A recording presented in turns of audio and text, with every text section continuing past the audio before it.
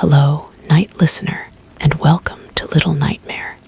I'm Emma, and tonight I'll be keeping you company to help you fall asleep. But before we begin, make sure to subscribe to the channel and leave a comment telling me where you're listening from. Story 1. The line between the world I knew and the world I felt was the kitchen window over the sink. On one side, the warm, yeasty smell of the bread my husband Hugh was kneading, the solid thump of the dough on the floured marble, the golden light of the overhead lamp that pooled on the worn oak floorboards. On the other side, the October dark, a deep and thirsty blue that had swallowed the backyard whole by 5 in the afternoon. My reflection was a ghost in the glass, a pale woman with too dark hair, superimposed over the nothingness. I was staring into that doubled image, my hands submerged in soapy water, when the line blurred. It wasn't a smudge on the glass or a sudden fog. It was a shifting of focus, a momentary failure of the boundary itself. For a heartbeat, the reflection wasn't mine. The eyes were older, hollowed by centuries, and the mouth was curved in a smile that knew the taste of soil and old blood. Then it was just me again, breath caught in my throat, heart hammering against my ribs like a trapped thing. The window was just a window.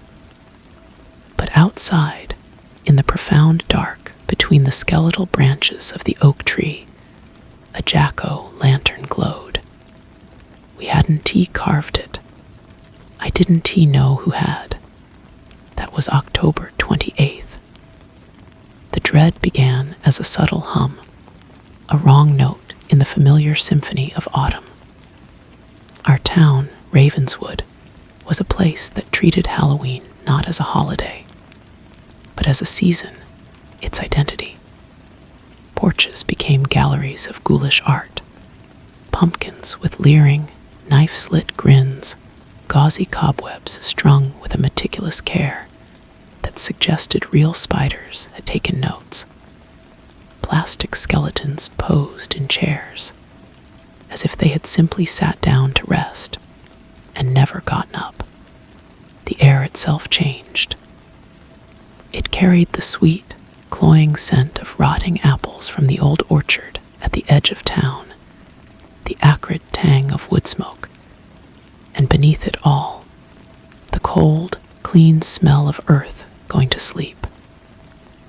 Children-esque laughter, sharp and bright as shattering glass, echoed down the streets at twilight, a sound that was both joyous and, to my newly unsettled ears, faintly predatory. I was Celia, a historian by trade, a curator of other people's pasts. My own was a neat, documented thing, orphaned young, raised by a kind but distant aunt who spoke of my parents only in vague, sorrowful terms. A car accident, she said. A tragedy. I had built a life on that foundation of orderly grief. I had Hugh, whose love was as solid and dependable as the bread he baked. We lived in an old, sprawling house I had inherited, a house that had always felt too large for just the two of us, its empty rooms holding their breath. It was only in the days leading to Halloween that the house seemed to lean in, to listen. The first true omen came the next day. Hugh was at the market, and the silence of the house was a physical presence. I decided to confront the autumn clutter in the attic, a space I usually avoided. The air up there was thick and still, smelling of cedar and dust, and the faint, papery scent of forgotten things. In a corner, Shoved behind a trunk of my Aunt S. old clothes was a chest I had never seen. It was black, the wood scarred and ancient, bound with tarnished silver clasps. There was no lock. When I lifted the lid, the hinge gave a sigh that seemed to come from the wood itself, a release of held breath. Inside, nestled in folds of faded velvet, were books.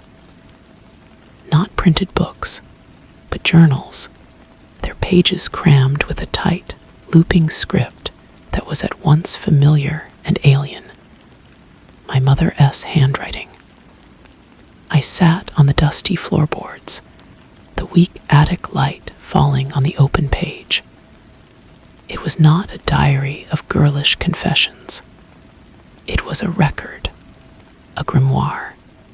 October 27th, the entry began. The veil thins. I feel him stirring in the corners of the house, in the spaces between the wind. Grandmother says we must prepare. The offering must be made, or the bargain will be broken. He gives, but he always takes. The light and the dark, the gift and the curse. We are the keepers of the threshold.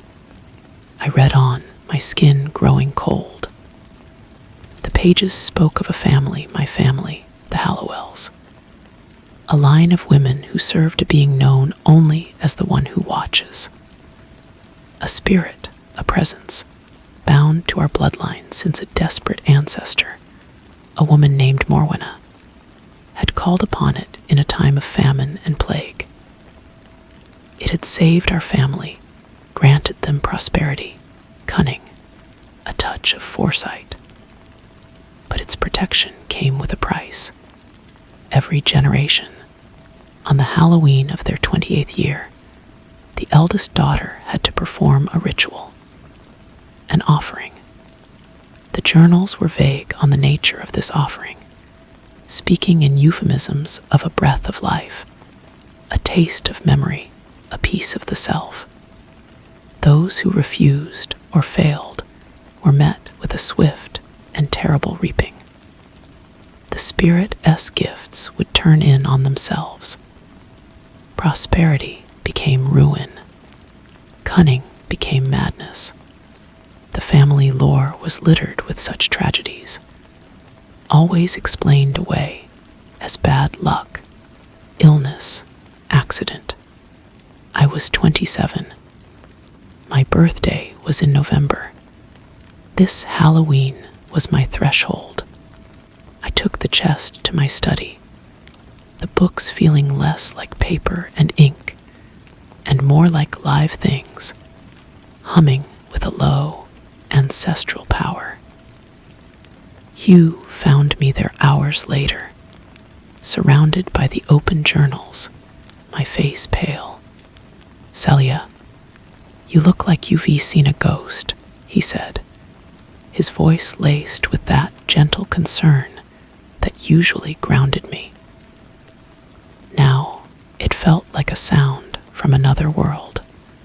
In a way, I whispered, pushing a journal toward him. "I think I have." He read. His practical Baker S hands, dusted with a fine white flour he must have carried from the kitchen, traced the frantic script.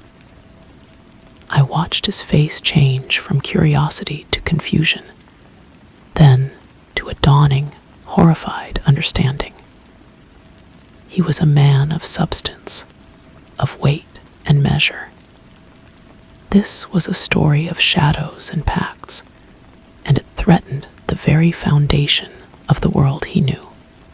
"This is it as just old superstition, Celia," he said, but his voice lacked conviction. He had lived in this house with me. He had felt the way the floorboards creaked in a specific sequence at night, had seen the way shadows pooled in the corners of our bedroom, thick and velvety as ink. Your mother was probably just imaginative. It was the era. Folklore was popular. Was it folklore that put that pumpkin in our yard? I asked, my voice trembling. He looked out the window. The jack-o'-lantern was still there, its candle who lit it, flickering with a steady, unwavering flame. Its carved face was no longer a simple grin. It seemed to me a knowing smirk. The following day, October 30th, the atmosphere curdled. The festive decorations on our street seemed to twist into something more sinister. The plastic skeletons looked less like plastic, their poses more agonized. The rustling of the crimson and gold leaves in the gutters sounded like whispered conversations. That evening, the doorbell rang. A group of trick-or-treaters, their early bird costumes shimmering under the porch light. A ghost, a superhero, a ballerina, and one at the back, who wore no costume I could name. It was a tall, slender figure in a suit of old, dark velvet, its face obscured by a smooth, polished mask of pale wood. The mask had no features, no eyes, no mouth, just a faint, grained suggestion of something that might have been a face, once. Hugh, ever the gracious one, dropped candy into their bags. When he got to the tall one, he paused. "And what are you supposed to be?" he asked, his voice forcedly cheerful. The figure did not speak. It simply tilted its head. From behind the blank mask, I felt a regard, a cold and ancient attention that fixed not on Hugh, but on me, standing in the hallway shadows. Then it turned and melted into the twilight, silent as smoke. "Odd," Hugh murmured, closing the door. The house felt colder. That night I dreamed. I was in a field of dead corn, the stalks rattling like bones in the wind. A huge orange moon hung low in the sky. Before me stood a scarecrow, but it was not stuffed with straw. It was woven from dried, thorny vines and wore a crown of rotting pumpkins.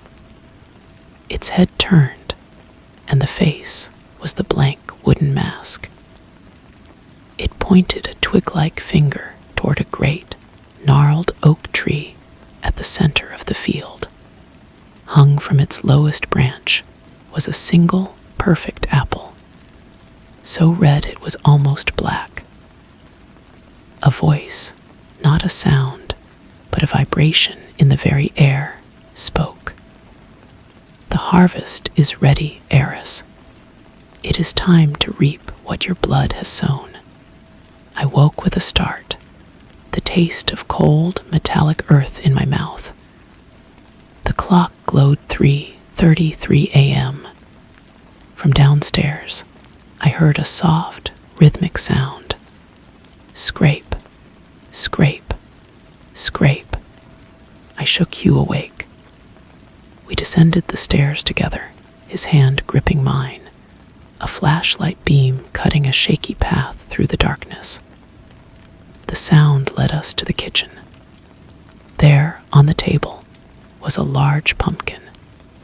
Its top had been cleanly cut off, its stringy, seed-choked guts piled neatly beside it. And sitting in a chair, humming a tuneless little melody, was a small porcelain doll I hadn't seen since my childhood.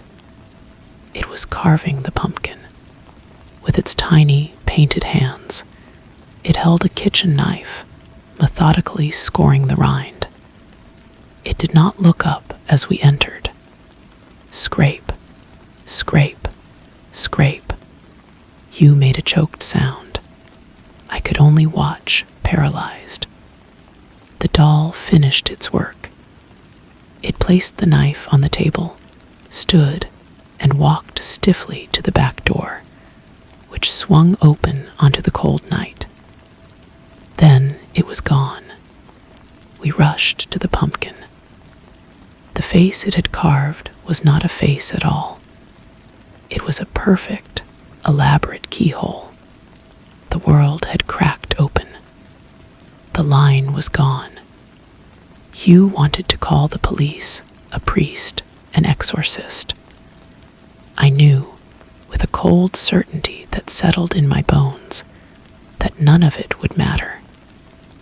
This was a family affair.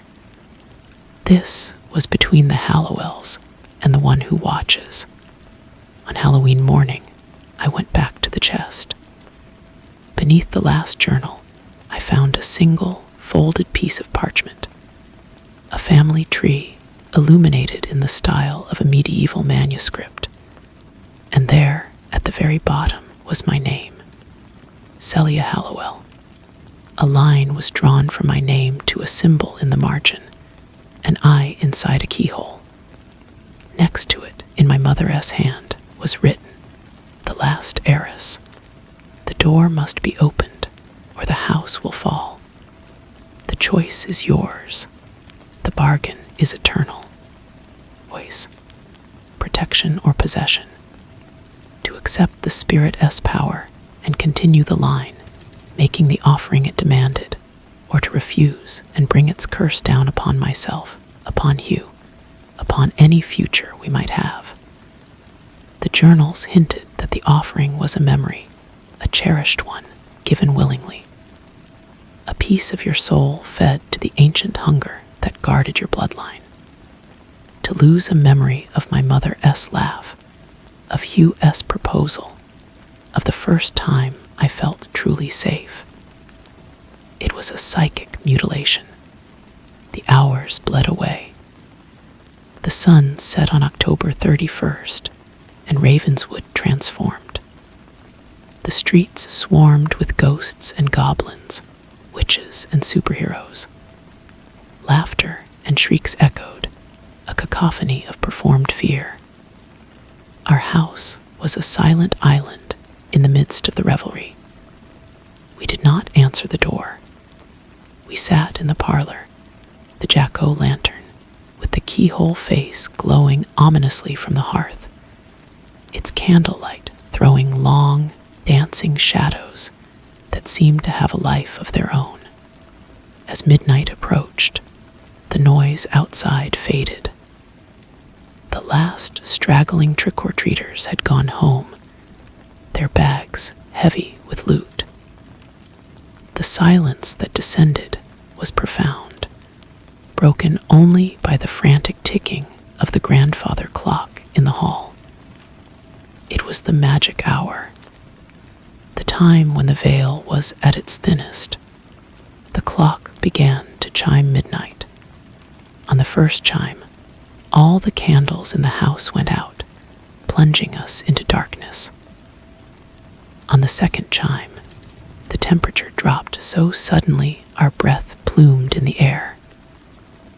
On the third chime, the keyhole in the pumpkin began to glow with a sickly, greenish light. On the fourth chime, the shadows in the room detached themselves from the walls and began to flow toward the center of the room, coalescing, taking shape. It was not a monster. It was a presence, a form of shifting darkness and cold, a silhouette of a man, but infinitely older, a thing of starless nights and deep earth. It had no face, but I felt its attention, vast and patient and hungry. This was the one who watches, the spirit of the Hallowells. It did not speak with a voice. The words formed directly in my mind, cold and smooth as river stones. The heiress stands at the threshold. The bargain is before you. Give me a memory, a precious thing, and my power will be yours. Refuse, and I will take everything. Hugh was frozen in his chair, his eyes wide with a terror beyond understanding. He could not see what I saw, but he felt it. He felt the crushing weight of its antiquity. I thought of my life, my ordered, careful life. I thought of the hollow feeling in this big, empty house. I thought of the power in my mother's journals, the secret history that was mine. I thought of the pumpkin appearing, the doll carving, the figure with the blank mask. This was real. This was my inheritance. What memory? I whispered, my voice a dry rustle. The memory of your choice, the presence whispered back. The one that defines you, the one that makes you who you are, the memory of love. I looked at Hugh. His face, pale and terrified, was the anchor of my world.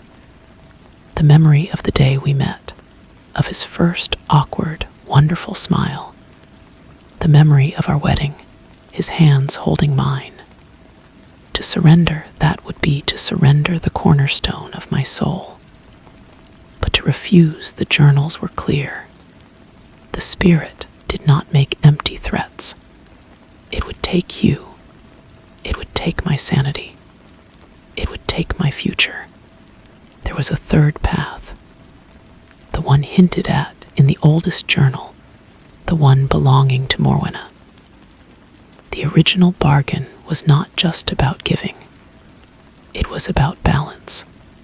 The spirit gave power, and the family gave sustenance. But what if the heiress could offer something more? What if she could offer not just a memory, but a connection, a bridge? I offer you a memory, I said, my voice growing stronger. But not one from my past. The presence stilled, the cold intensified. Explain. I offer you the memory of what is to come, I said, the idea forming fully in my mind, terrifying and brilliant. I offer you the memory of my firstborn child's laugh, a memory that does not yet exist, a future memory. I open the door to that future for you. You may have a place at that threshold, too. There was a long, silent pause.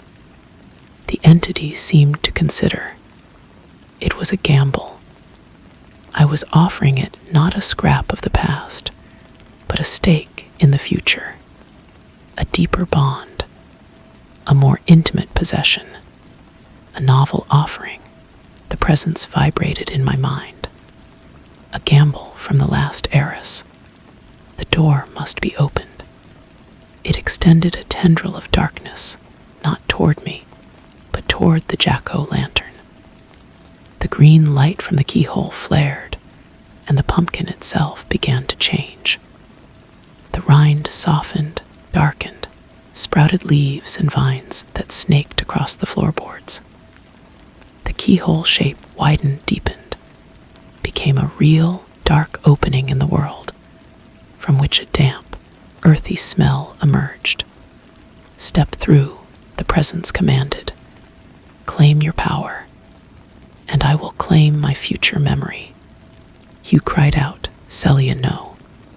But I was already moving. This was my heritage, my birthright. The line between protection and possession was not a line at all, but a spiral, an ouroboros of need and power. I walked toward the door in the world that had grown from the pumpkin. I placed my hand on the vine-wrapped frame. I looked back once at Hugh, his face a mask of despair, and I stepped across the threshold. The world dissolved into a riot of sensation. I was in the cornfield for my dream, under the monstrous orange moon. I was in the attic, breathing cedar dust.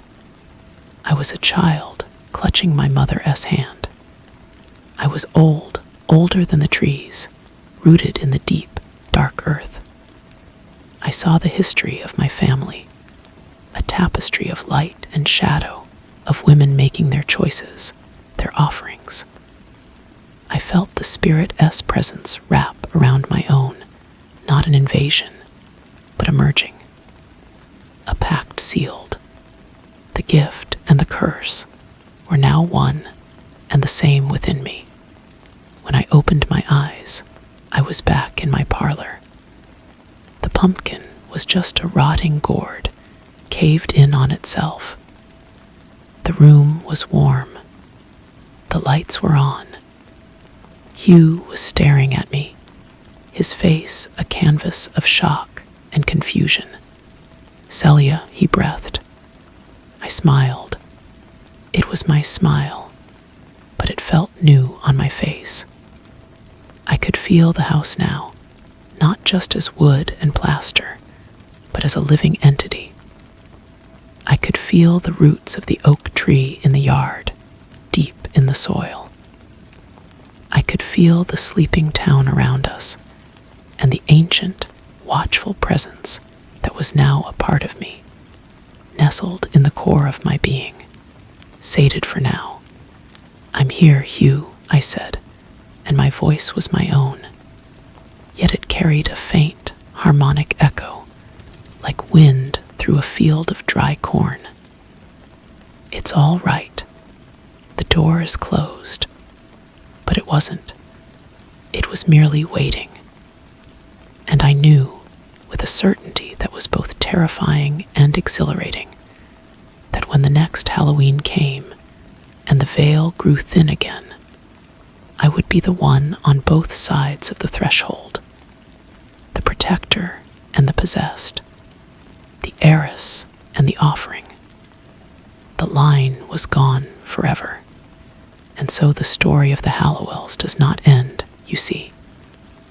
It merely deepens, like the roots of the old oak, like the carving on a pumpkin that reveals the face hidden within the flesh. The house still stands in Ravenswood. The pumpkins still glow on the porch each October. And if you were to walk by on a crisp Halloween night, you might see her, Celia, standing at the window. You might think it a trick of the light, a reflection. But look closer. In her eyes, if you are brave enough to meet them, you will see the flicker of two distinct lights. One the warm, golden glow of the woman she was, and the other, the cold, ancient, and watchful green of the thing that is now a part of her. She is waiting. The harvest is eternal, and the bargain is forever. The first change was subtle. A week after Halloween, I was in the garden, pulling up the spent tomato vines. My hands, buried in the cool soil, suddenly knew things they should not. I could feel the intricate, silent network of roots beneath the lawn, the slow, patient pulse of the earthworms, the latent life of every buried seed waiting for spring. It was not a thought, but a knowledge, flowing into me from the ground itself. I pulled my hands back, soil crumbling from my fingers, and felt a profound sense of connection, and a deeper, more frightening sense of ownership. You noticed the other changes. The way I could now find a lost earring by simply walking through the house, and letting my attention be drawn to a crack in the floorboard near the radiator. The way the old grandfather clock, which had stubbornly refused to keep accurate time for decades, now ticked in perfect, metronomic rhythm without any repair. He watched me with a new, cautious distance, his love now layered with a fear he could not name. He was sleeping poorly.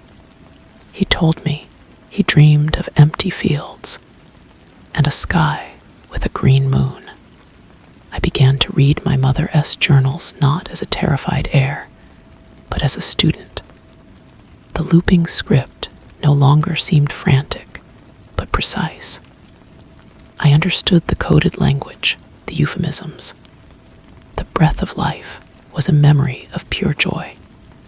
The taste of memory was a moment of profound sorrow. Each offering was a seasoning, a flavor that sustained the watcher and in turn empowered the keeper. My offering had been different. I had not given a memory. I had promised a future. I had tied its existence to the continuation of my line. And in doing so, I had bound it to me more completely than any Hallowell before me. In December, the first test came. A developer, a slick man in a too shiny suit, came to the door. He represented a company that wanted to buy the old plot of land at the end of the street, the one that bordered the wild woods, and build a cluster of modern homes. He was persistent, waving papers and promising a fortune. I listened politely, but as he spoke, I felt a cold, focused attention turn from within me toward the man. It was the watcher, regarding him as a gardener regards a blight. I simply told the man, "No, this land is not for you." My voice was calm, but something in my eyes made him step back. He left and never returned. The next day, I heard he had been suddenly called away on a family emergency. I knew, without knowing how I knew, that he would not be back. The house and its lands were protected. The power was seductive. It was an answer to a lifetime of feeling unmoored. But the cost was a constant, low hum of alienation. I was becoming a stranger in my own life. Hugh and I moved around each other like polite ghosts. Our conversations were careful, avoiding the chasm that had opened up between us. He was trying to love the woman he married, but I was no longer just that woman. One evening in deep winter, I found him in the study, holding one of the journals. His hands were trembling. "It says here," he whispered, not looking at me, "that the presence can influence thought, that it can nudge people, bend their will. Did it? Did it make me love you?" The question hung in the air, more terrifying than any specter. I looked at him, and for a moment I saw him through the watcher's eyes, a mortal, temporary, fragile. But then I saw Hugh, my Hugh, his kindness, his stubbornness, the flower in his hair. "No," I said, and the word was entirely my own. "That was us. That is still us. This other thing is a tenant, a permanent, demanding tenant. But it didn't build this house." I reached for his hand, and after a hesitation that broke my heart, he took it. The thaw came slowly. He began to see that I was still there, beneath the new, ancient layer. I was still Celia, who forgot to water her plants and laughed at his terrible puns. I was just also Celia, who could sometimes sense a storm coming days before the weathermen, and who now found that the local crows would watch me from the oak tree, their heads cocked as if waiting for an order. Spring arrived, and with it, a new and terrifying awareness. The promise I had made was not an abstract future debt. It was a biological clock of a different kind. The watcher was waiting.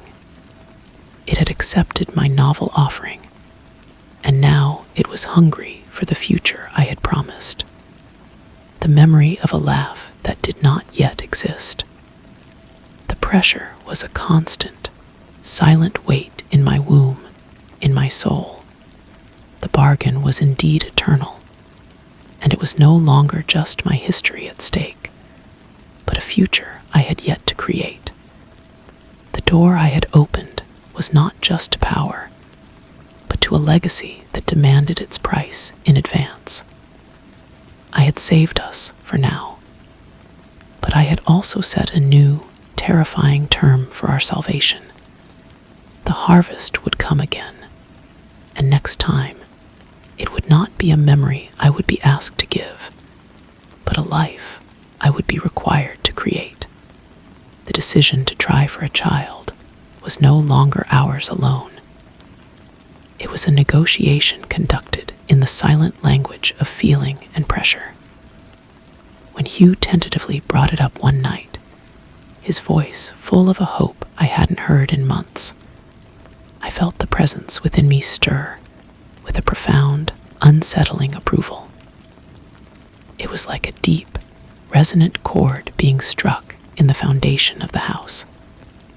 My consent was given, but it was echoed by something else, something old and hungry. The pregnancy was not like others I had read about. There was no morning sickness, no strange cravings for pickles and ice cream.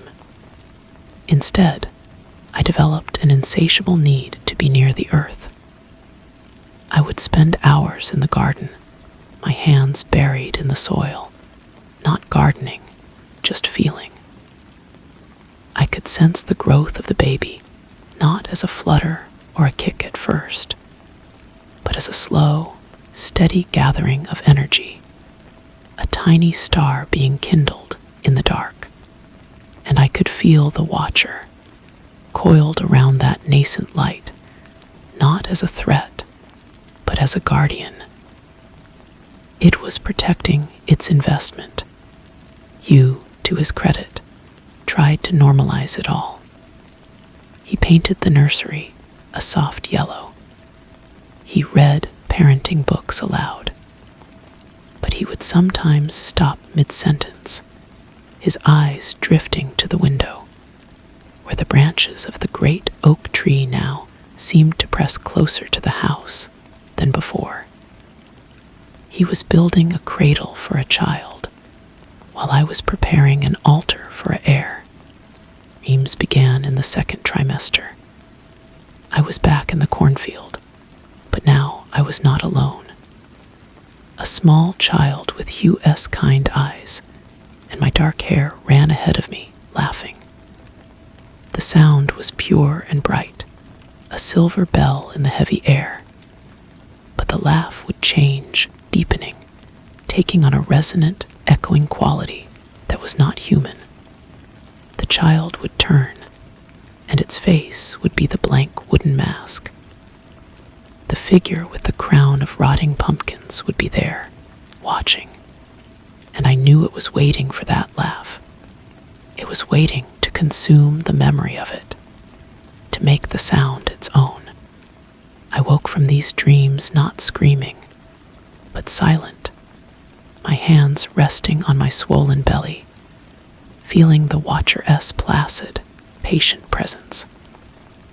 It was reassuring and horrifying in equal measure. My child would be safe, powerful, protected by an ancient force.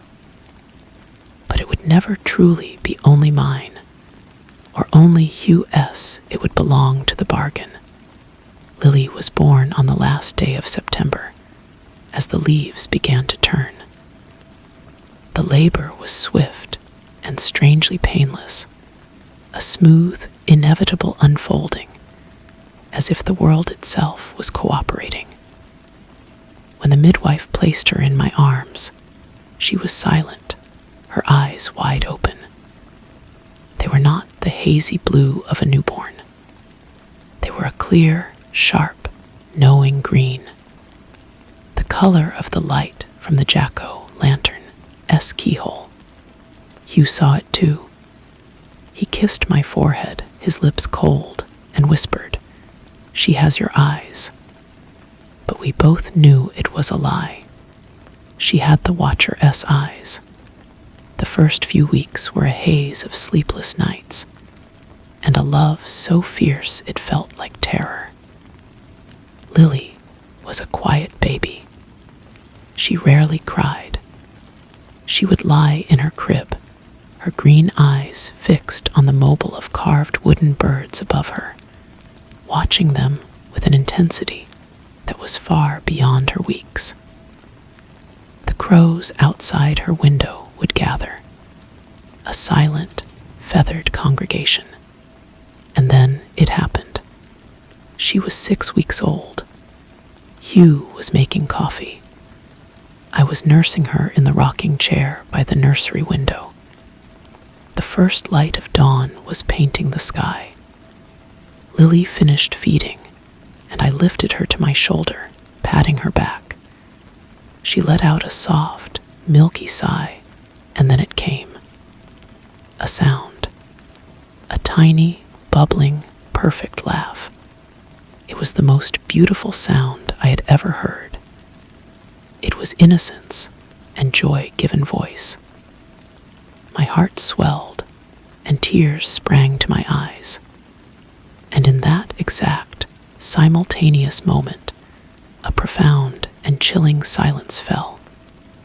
It was as if the world had taken a sharp, indrawn breath. The faint chirping of the morning birds stopped.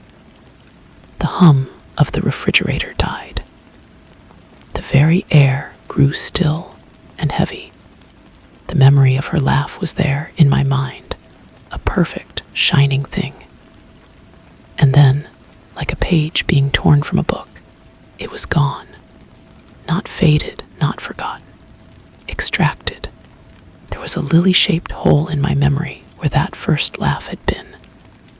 I could remember the context, the dawn light, the feeling of her in my arms, but the sound itself had been cleanly, surgically removed.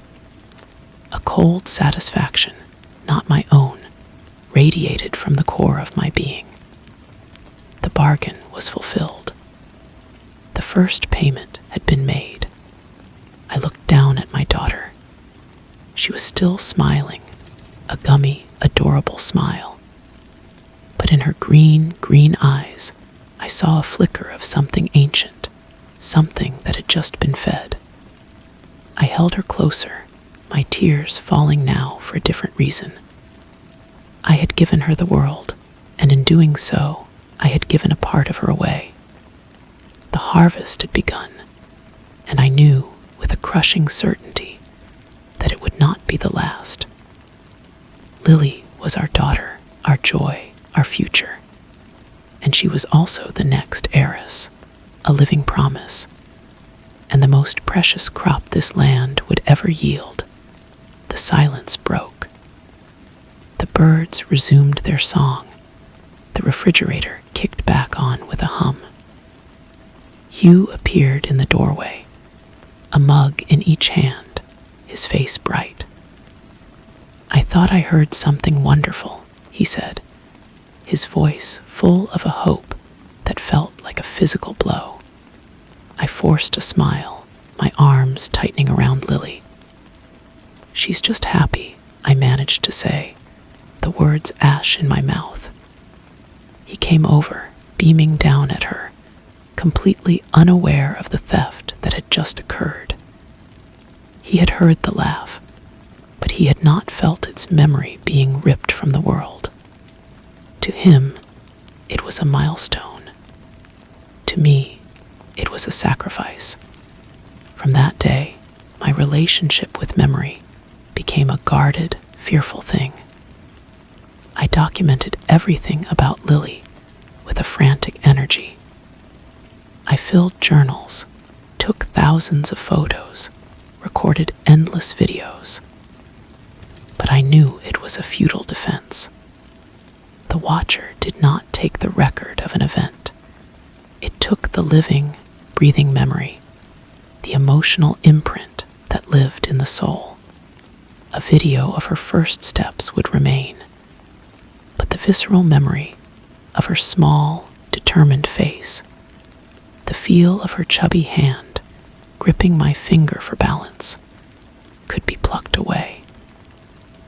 I lived in dread of the next demand.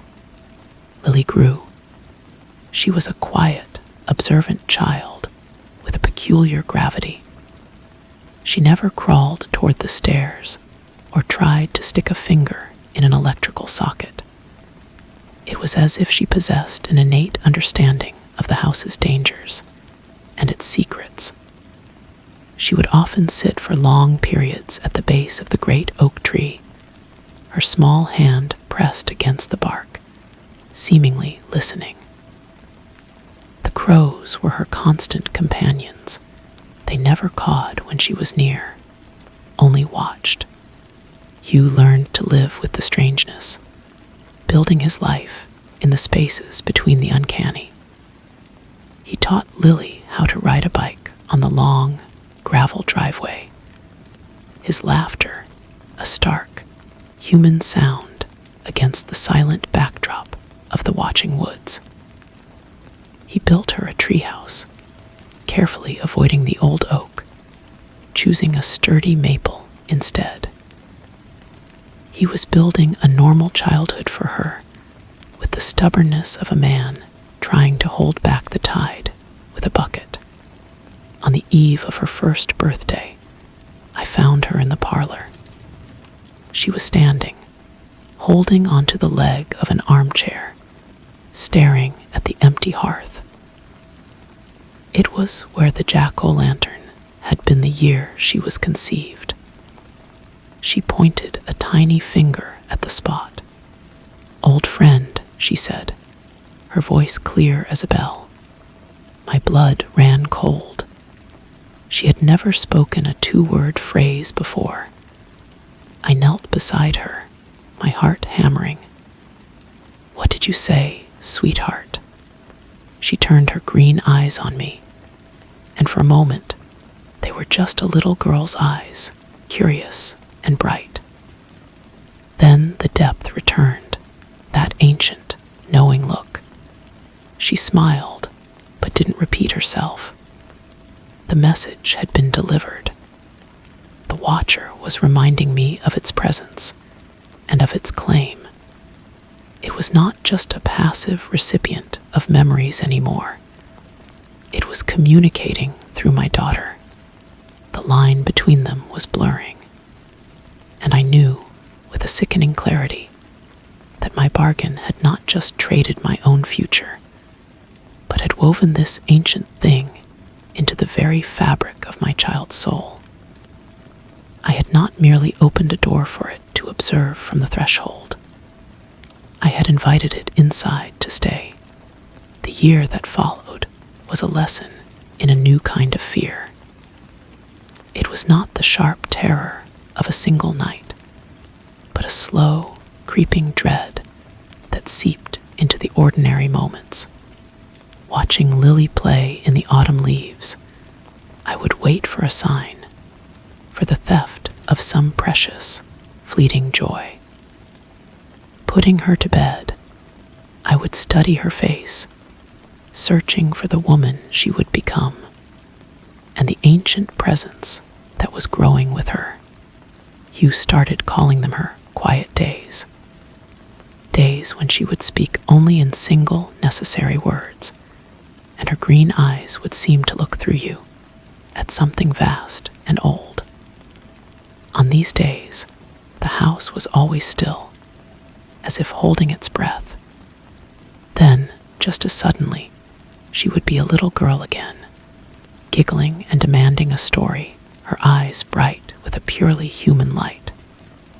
The whiplash was exhausting. Hugh aged in those years, his shoulders developing a permanent stoop from the weight of the unspoken truth. The bargain S terms became clearer with each passing season. It was not random. The watcher craved specific emotional frequencies. The crystalline purity of a child S unbridled joy was its favorite vintage, but it also savored the complex, bitter notes of a first real sorrow. When Lily was 4, her favorite pet, a toad she named Bumpy, disappeared. She cried for hours, a deep, heartbroken weeping. I held her, my own tears falling, and felt the watcher's attention sharpen into a focused, greedy point. I held my breath, waiting for the memory of her grief to be taken, to leave a hollow space where this formative pain had been. But it didn't happen. The memory remained raw and aching.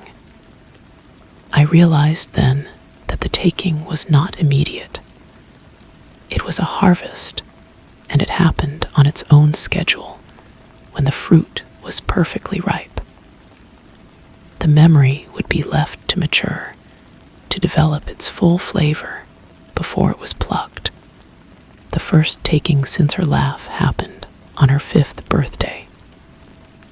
She had spent the afternoon running through the sprinkler with 2 little friends from town, their shrieks of laughter echoing across the lawn. That evening, as I was tucking her into bed, she looked up at me, her face still flushed with happiness. "That was the best day," she whispered, her voice thick with sleep. "I will always remember it." And as she spoke those words, I felt it. A subtle shift in the air, a gentle, inexorable pull. The memory didn't vanish, not entirely. It became like a photograph in an album. I could recall the events, the cake, the sprinkler, the presents, but the vibrant, living essence of the day, the electric joy that had coursed through her and through me, was gone. It had been extracted, leaving behind a detailed, colorless shell. I kissed her forehead, my lips trembling, and knew that a part of my own life had been culled, filed away in some cosmic larder. I began to understand my mother's journals not as records of terror, but as ledgers.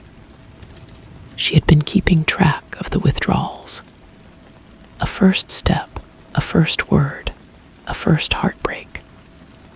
All noted, all eventually balanced against the bargain.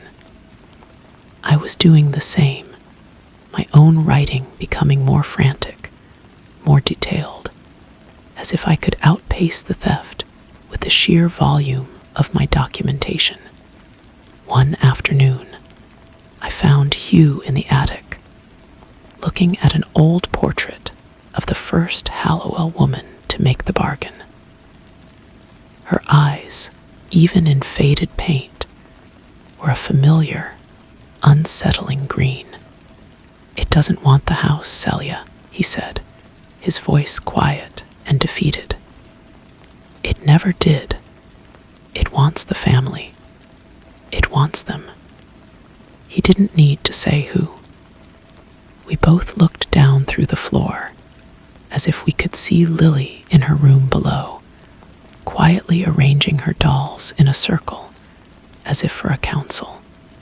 He was right. The house was just the nest. We were the livestock, and Lily was the prize breeding stock. The realization settled over me, cold and final. My act of salvation had not broken the cycle. It had only refined it, making the line between the Hallowells and the Watcher more intimate, more inseparable than ever before. I had not saved my family from the harvest. I had simply ensured that the harvest would continue forever, from the fertile soil of my own bloodline. The summer Lily turned 7. The land itself seemed to celebrate her. The gardens bloomed with an unnatural vigor, the roses swelling to the size of dinner plates, their scent so heavy it felt like a physical presence. The crows, her silent court, now numbered in the dozens, their black forms dotting the green lawn like notes on a sheet of music. They were no longer just watchers. They began to bring her gifts.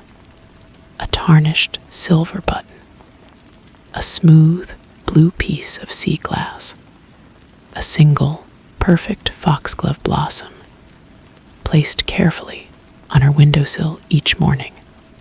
Hugh tried to dismiss it as the work of a single clever bird, but the ritual was too precise. I saw the way he watched her when she picked up these offerings, his face a mask of love and despair. He was losing her piece by piece to a legacy he could never be part of. The bargain's next withdrawal was the memory of her first real fear.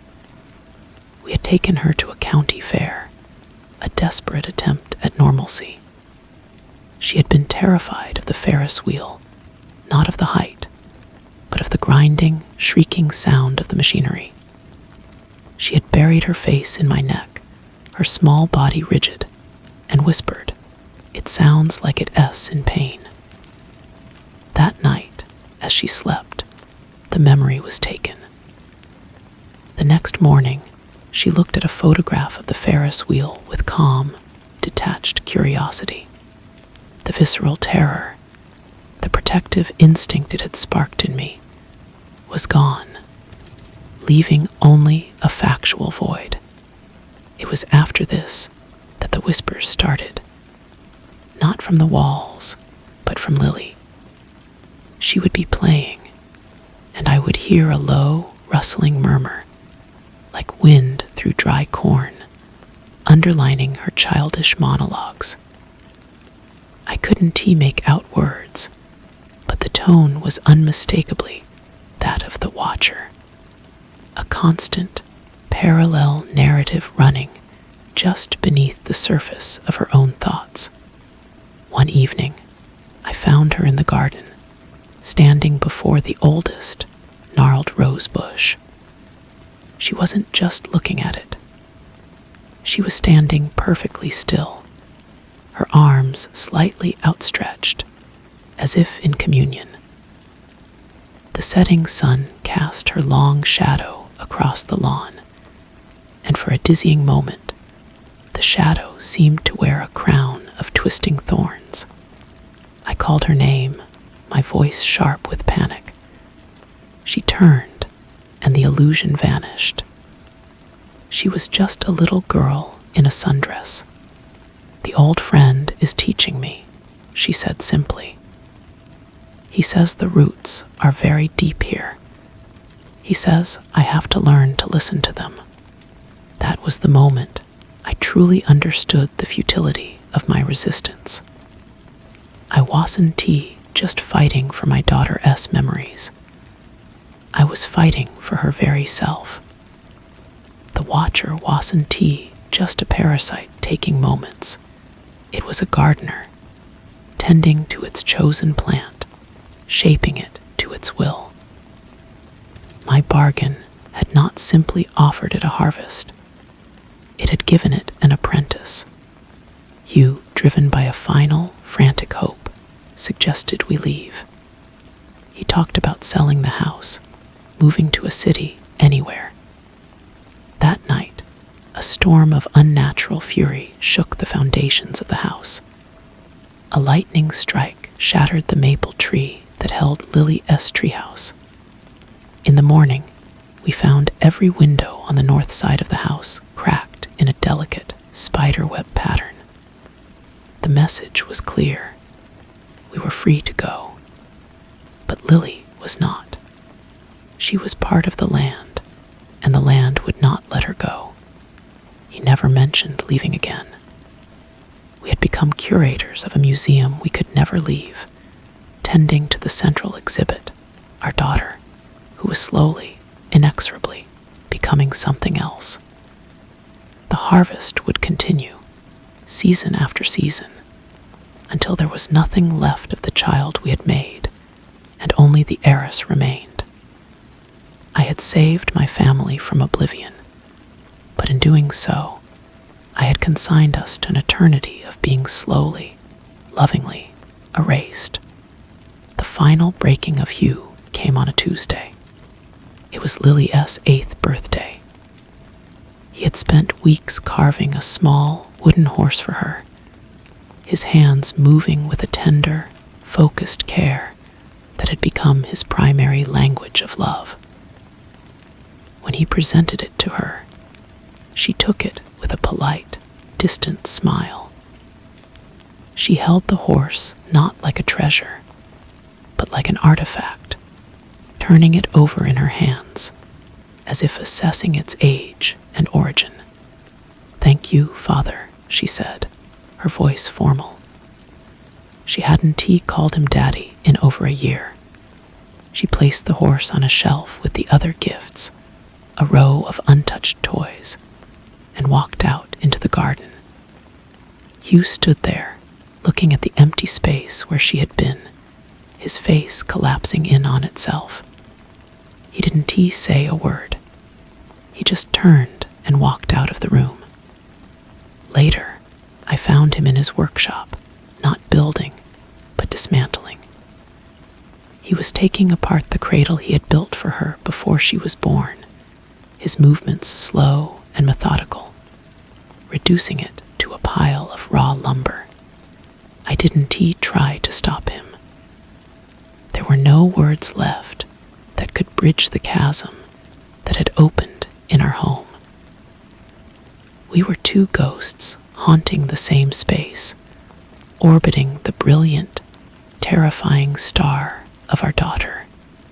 That winter, Lily stopped eating the food I cooked. She would sit at the table, pushing the peas around her plate with a fork. Instead, I would find her in the pantry, her small face serene as she consumed handfuls of raw oats, dried beans, and once a stick of cold, salted butter.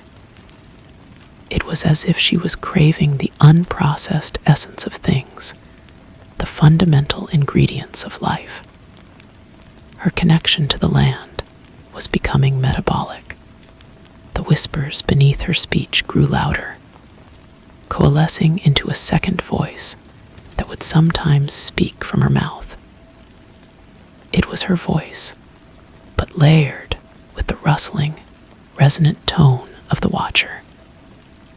She would comment on the weather, predicting a frost with uncanny accuracy, or she would tell me which fields would yield the best crop in the spring, her green eyes seeing patterns in the world that were invisible to me.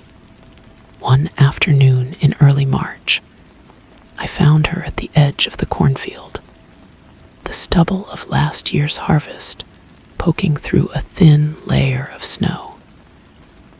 She had her back to me, her coat unbuttoned despite the cold. "He is hungry," she said, and I knew it was not my daughter speaking. The voice was a dry rustle, the sound of stalks rubbing together in a wind I could not feel. The memories sustain, but they are not enough for what is to come. The roots need more. I stepped closer, my heart a frantic bird in my chest. "What does he need, Lily?" I asked, forcing my voice to stay calm. She turned, and her face was a placid mask. "A new bargain, Mother. The old one only promised an heir. It is time to promise the future." She held out her hand. In her palm lay a single dried kernel of corn, dark and hard. I understood. The first bargain was sealed with a pumpkin seed, a promise of life. This was different. This was a seed for a harvest of a different kind. "What future?" I whispered, though I dreaded the answer. "A union," the voice rustled. "When the time is ripe, a new line must be sown. A consort must be chosen from the town. The blood must be strengthened, refreshed." The horror of it washed over me, cold and suffocating. I had thought the cycle was complete with her, but it was only beginning. She was not just the heiress, she was the foundation of a new dynasty. My bargain had not just saved the house for one more generation. It had set in motion a process that would stretch forward for centuries, tying the fate of this land and this family to the ancient hunger in the soil forever. I looked at my daughter, at the ancient eyes in her young face, and I knew I had not borne a child. I had cultivated a sovereign for a kingdom of silence and memory, and her reign was just beginning. I took the kernel from her. It felt like a stone, cold and final. There were no more words to say. I turned and walked back to the house, the weight of the future heavy in my hand. Hugh was in the kitchen, staring at the cracked linoleum floor. He looked up as I entered, and his eyes went from my face to the seed in my palm. He didn't ask. He simply knew. The last flicker of light in his eyes went out. He left a week later. He packed a single bag and said he was going to visit his brother in Oregon. We both knew he was never coming back. He kissed my cheek, a dry, perfunctory gesture, and then he knelt and looked at Lily, who watched him with that serene, distant expression. "Goodbye, Lily," he said. "Goodbye, Father," she replied. There was no sadness in her voice, only a quiet acknowledgement, as if she were a queen dismissing a courtier whose service was no longer required. I watched his car disappear down the driveway, the gravel crunching like bones under the tires, and I felt nothing but a vast, hollow relief. The pretense was over. The battlefield was clear. Now it was just the two of us, and the old friend in the soil. I stopped fighting. I stopped trying to force her to eat cooked food or play with dolls. I became her handmaiden, her chronicler. I followed her as she walked the property lines, her small fingers trailing along the stone walls as if reading a text.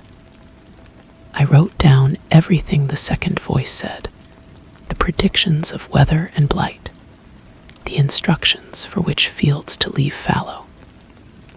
The farm, which had been struggling for years, began to thrive with an almost obscene fertility. The corn grew so tall and thick it seemed to swallow the sunlight. The people in town noticed. They saw the prosperity of our land, while theirs remained stubbornly average. They saw my daughter with her old eyes and her silent crows, and they crossed the street to avoid her. The Hallowell name, always tinged with mystery, was now openly feared. We were the witches on the hill, the keepers of a dark bargain. I saw the way the mothers pulled their sons close when we passed. The selection had begun. The watcher was assessing the stock. Lily turned 12. Her childhood gravity had solidified into a quiet, unshakable authority.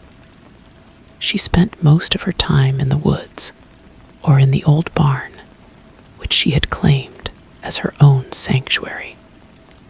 I was not allowed inside.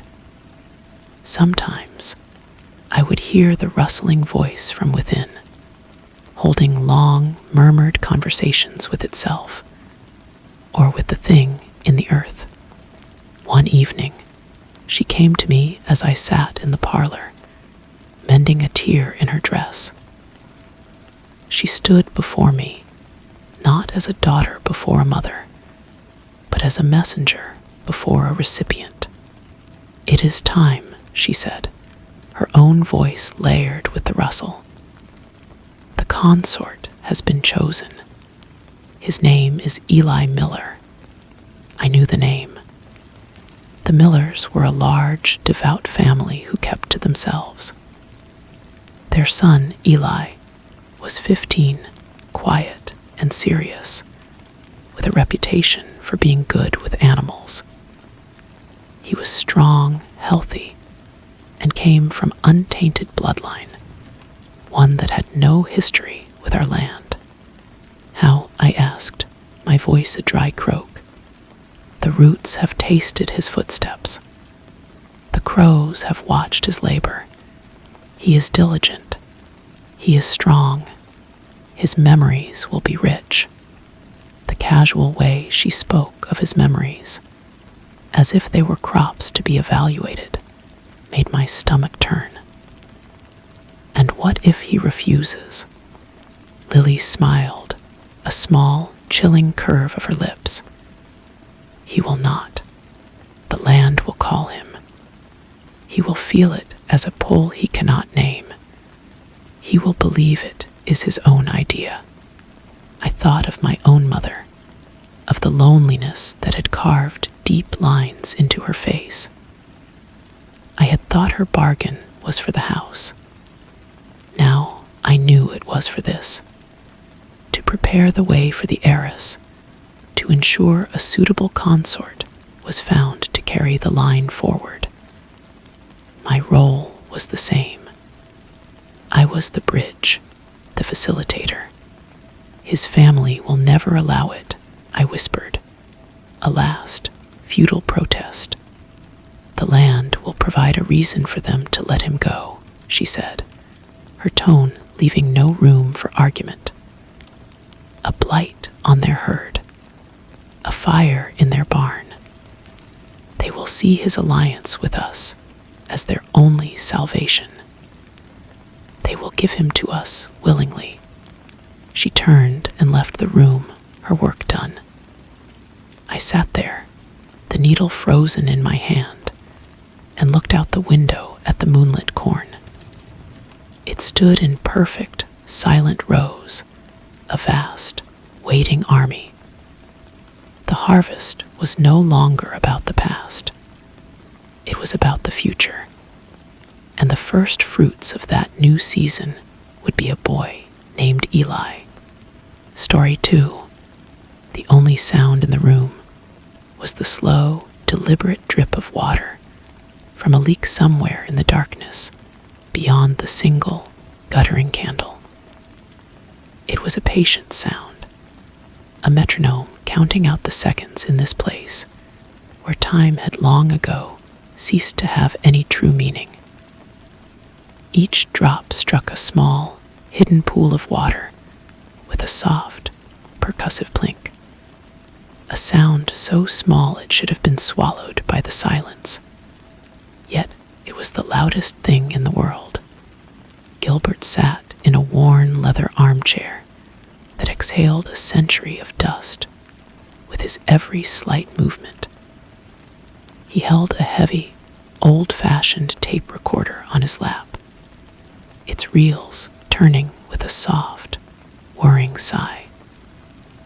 The man opposite him, the one who called himself Avery, was little more than a silhouette carved from the deeper shadows that crowded the edges of the room. The candle flame, nestled in the belly of a grotesquely carved pumpkin that served as their only light, danced between them. And in its unstable orange glow, Avery S. face seemed to shift, now gaunt and ancient, now almost boyish. Outside, it was the week of Halloween. Gilbert could feel it, even here, in this sealed room at the heart of a decaying manor house on the outskirts of a town that celebrated the season with a fervor that was both quaint and, he now suspected, deeply instinctual. The air that seeped through the cracks in the window frames carried the scent of wood smoke and decay, of rotting pumpkins, and the cloying sweetness of candy corn. Distantly, the laughter of children or something like children echoed, a sound as sharp and brittle as the dried leaves that skittered across the porch outside. "They are preparing," Avery said, his voice a dry rustle, like old parchment being unfolded. He did not gesture to the window, but Gilbert knew what he meant. They dress as monsters to mock the things that watch them from the edges of the firelight. They carve faces into gourds and set a candle inside, a beacon in the dark. An invitation. They understand, on some cellular level, that the veil is thin. They just mistake its thinning for a game. Gilbert cleared his throat, the sound obscenely loud. "You agreed to tell me your story, the truth of what you are." Avery S. lips, pale and thin, curved into a smile that held no warmth. "The truth is a complicated guest. It rarely leaves when you ask it to. But yes, I agreed. And on this night of all nights, the truth feels closer to the skin." He began to speak, and his words were not so much heard as they were breathed into the air, becoming part of the room S atmosphere, the candle S flicker, the relentless drip, drip, drip from the dark. "I was born in a time when the world was mostly dark," Avery said. Not the comforting dark of a quiet room, but a living, breathing dark that pressed against the windows of a cottage. A dark filled with the sounds of the forest and the things that called it home. "I died on an October night much like this one, though the traditions were different then. The bonfires were taller, the sacrifices more sincere." He spoke of his human life in vague, watercolor strokes of family, a trade, a love, all of it rendered meaningless by the single, transformative event of his death and rebirth. The details were not important, he implied. They were the set dressing before the main performance. The true story began with Jeremiah's. "I was lost, you see. A newborn thing, all thirst and terror, stumbling through a world that had become a feast laid out before a starving man. He found me cowering in a churchyard, not from the sanctity of the place, but from the sheer, overwhelming noise of life in the town square. Jeremiah's was resplendent. He wore his immortality like a king's robe. He taught me how to hunt, how to move through the shadows of human society like a thought through a sleeping mind. He called it the great game. For a century, perhaps two, I believed him." Gilbert watched the candle flame reflected in Avery S. dark eyes, twin points of fire that seemed to hold a deeper, colder light within. The pumpkin S carved face a leering, lopsided grin with triangular eyes through distorted shadows that capered on the walls like malformed dancers. "And Lana," Gilbert prompted softly. Avery was silent for a long time, so long that Gilbert thought he might have withdrawn back into the centuries of his solitude. The drip of water continued its patient measure. From outside came a sudden, sharp shriek of childish laughter, followed by a silence that felt heavier than the sound. "Lana," Avery whispered, and the name was a sigh of profound weariness. "We found her during the Great Fire of London. A tiny thing hiding in a root cellar, surrounded by the screams of a city burning. She was perhaps 6 years old. She should have suffocated or starved. Jeremiah saw her, and he was captivated. He said her survival was a sign that such a pure, fierce will to live deserved to be rewarded with forever.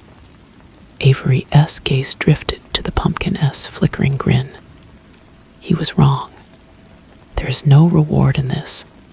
There is only the hunger. For her, it was a nightmare she never woke from. She is a child forever. She has the teeth and the thirst of our kind, but the mind and the heart of the little girl we dragged from that cellar. She collects dolls. She still cries for her mother. On nights like this, when the children run through the streets in their costumes, she stands at the window and watches. The longing in her is a physical pain. The narrative unfolded not as a linear history, but as a series of vignettes, each one steeped in the ambience of an eternal October. Avery described a Parisian salon on All Hallows' Eve, 1789, where the aristocracy, dressed as ghosts and demons, danced unaware as the real thing moved among them. He spoke of a desperate flight across the Atlantic, the ship's hold filled with turnips carved with grimacing faces, old-world traditions taking root in new soil. He told of a small American town in the 1950s where they had settled for a time, and how Lana would follow the trick-or-treaters, not to hunt, but to simply be near their laughter. A silent, pale ghost in a homemade witch-esque costume. Jeremiah's revels in it, Avery continued, his voice dropping even lower, becoming conspiratorial. He sees Halloween as our native holiday, a night when the monstrous is not just tolerated, but celebrated. He loves the masks. He says they show him the true face of humanity, the secret desires to be something else, something more, or something less. He often joins the festivities. He has a particular fondness for the costume of the vampire, the cape, the fangs, the dramatic makeup. He finds the irony exquisite. Gilbert felt a cold knot tighten in his stomach. He looked at the tape recorder, the spools still turning, faithfully capturing this impossible confession. He thought of his own daughter, just that evening, pulling on her store-bought princess costume, her face alight with excitement. The thought of Jeremiah's, his true nature hidden behind plastic fangs, moving among the crowds of children, made the saliva in his mouth taste sour. You speak of him in the present tense, Gilbert noted. He is here, Avery said simply. In this town. He has been here for months, preparing. He says this place has a resonance, that the old ways are still remembered here, in the way they stack the hay bales, in the specific faces they carve into the pumpkins, in the path of the corn maze that twists and turns upon itself like a ritual labyrinth. He believes that on this Halloween, the veil will not just thin, it will tear. The candle flame guttered violently, as if caught in a sudden draft, and the shadows on the wall twisted into new, more menacing shapes. The dripping water seemed to quicken its pace. And what do you believe? Gilbert asked. Avery leaned forward, and for the first time, the candlelight fully illuminated his face. It was a face of impossible age, the skin stretched taut over fine bones, the eyes holding a universe of sorrow. He was beautiful and terrible all at once. I believe I am tired, he said, and the raw honesty in his voice was more frightening than any monster story. I have drunk the world for 300 years, and I am parched for something it cannot give me. I have loved and lost, not to death, but to the slow, grinding erosion of time. I have been a predator and a penitent. I have tried to hold onto shards of my humanity, like Lana holds onto her dolls, but they are just objects. The essence is gone. He spoke then of the true horror, the one that lay beneath the fangs and the feeding. It was the horror of stasis, of watching the world turn and change while you remained a fixed point. It was the horror of memory, a library of loss where every book was a tragedy. It was the horror of the self, the slow realization that the man you once were is truly dead, and the thing that wears his face is a hollow vessel for an endless, aching need. The hunger is not just for blood, Avery whispered, his eyes locked with Gilbert S. It is for context, for meaning, to feel the sun on your face and have it mean something more than pain, to taste an apple and remember the orchard of your youth, not just analyze the chemical composition of its juice. We are echoes, Mr. Gilbert. And on Halloween, when every sound is an echo of laughter, every face an echo of a monster, we feel less like outliers and more like we are coming home. The tape recorder clicked. The first side of the tape had reached its end. The sudden silence was profound, broken only by the now frantic dripping. Gilbert S.'s hands were trembling as he fumbled to flip the tape. He felt a profound chill that had nothing to do with the October air seeping into the room. He was no longer just an interviewer.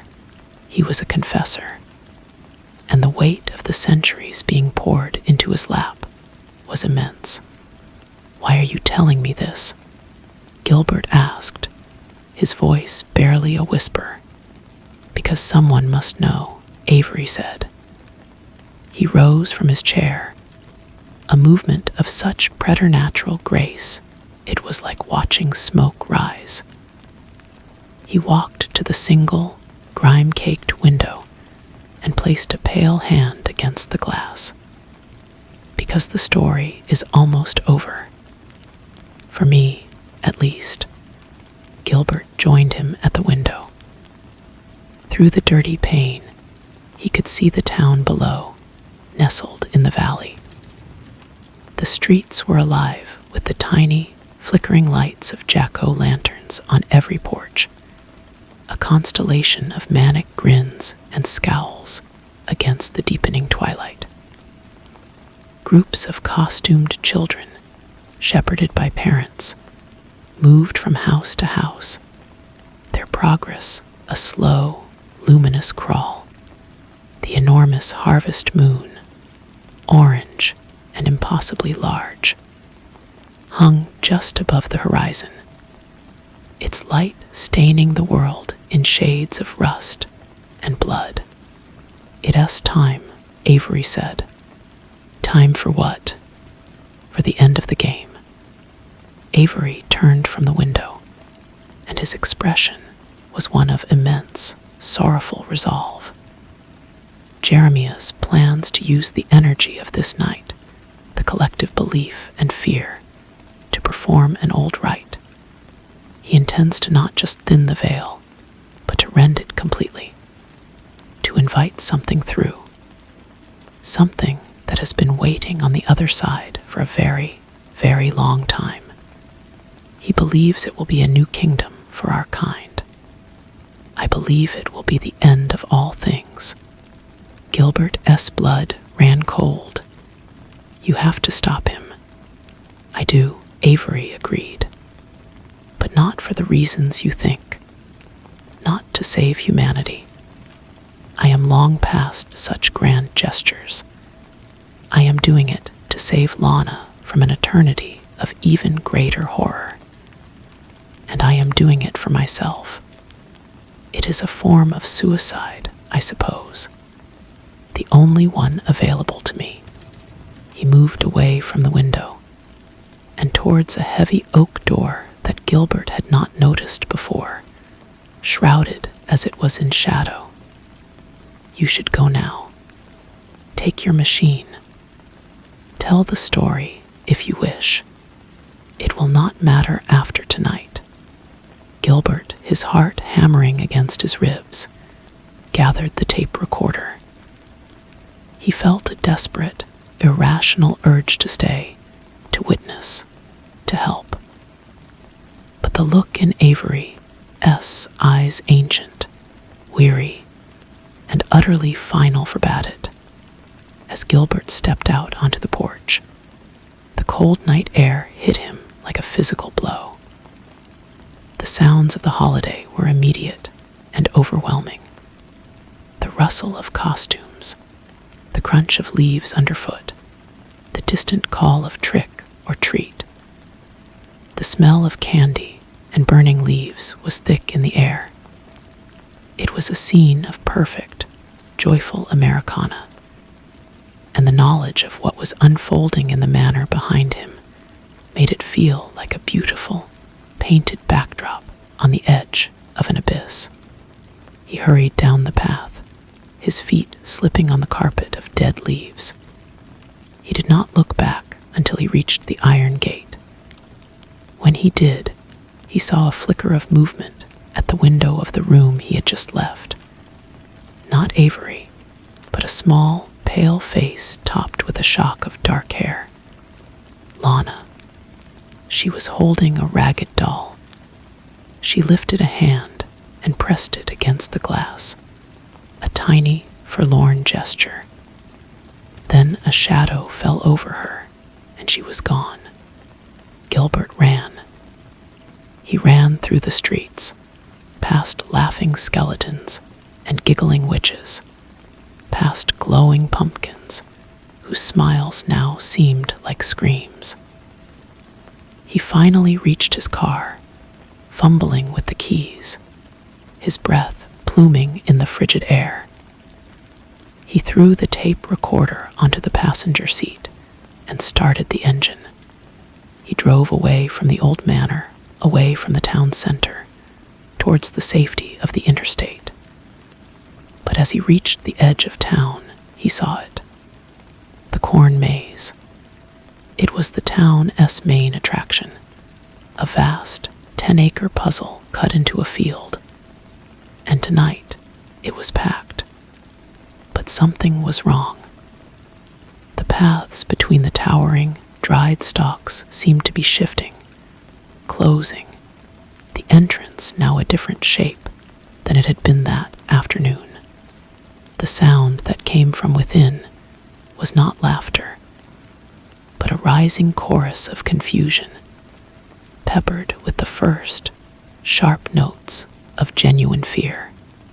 And standing at the entrance, his form tall and unmistakable even from a distance, was another figure. He wore a classic vampire costume, a black cape, a ruffled shirt, plastic fangs. But even from the car, Gilbert could see the way he moved, with an unnatural, fluid confidence. Jeremiah's. He turned his head, and though he was hundreds of yards away, Gilbert felt the man's gaze lock with his own. He smiled, a wide, red smile. And then he turned and melted into the shifting labyrinth of corn. Gilbert slammed his foot on the accelerator and sped away. The sounds of the troubled corn maze fading behind him. He drove for an hour until the panic subsided into a shaky, bone-deep dread. He pulled into the parking lot of a deserted roadside diner. He needed to hear it. He needed to confirm that it was real. He picked up the tape recorder. He rewound the tape a little to Avery S. final, solemn words. He pressed play. The speaker emitted a rush of static, then the clear, crisp sound of the dripping water.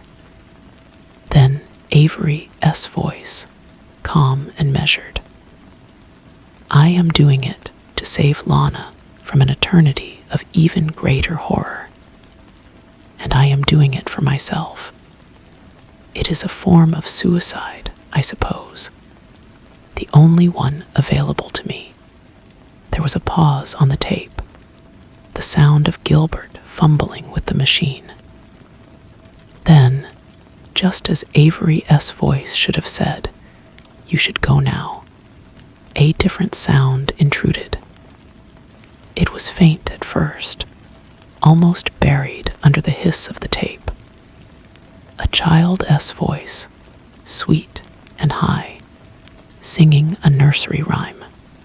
Jack, Jack, burning bright, in the forests of the night, what immortal hand or eye could frame thy fearful? The singing stopped. There was a soft, wet crunch, the sound of a pumpkin being smashed on pavement. Then Lana S. voice, much closer to the microphone now, a conspiratorial whisper that filled the car. He S. lying to you, Mr. Gilbert. Avery doesn't he want to stop the game. He just wants to be the one who wins it. The mask doesn't he come off after midnight. It becomes your real face.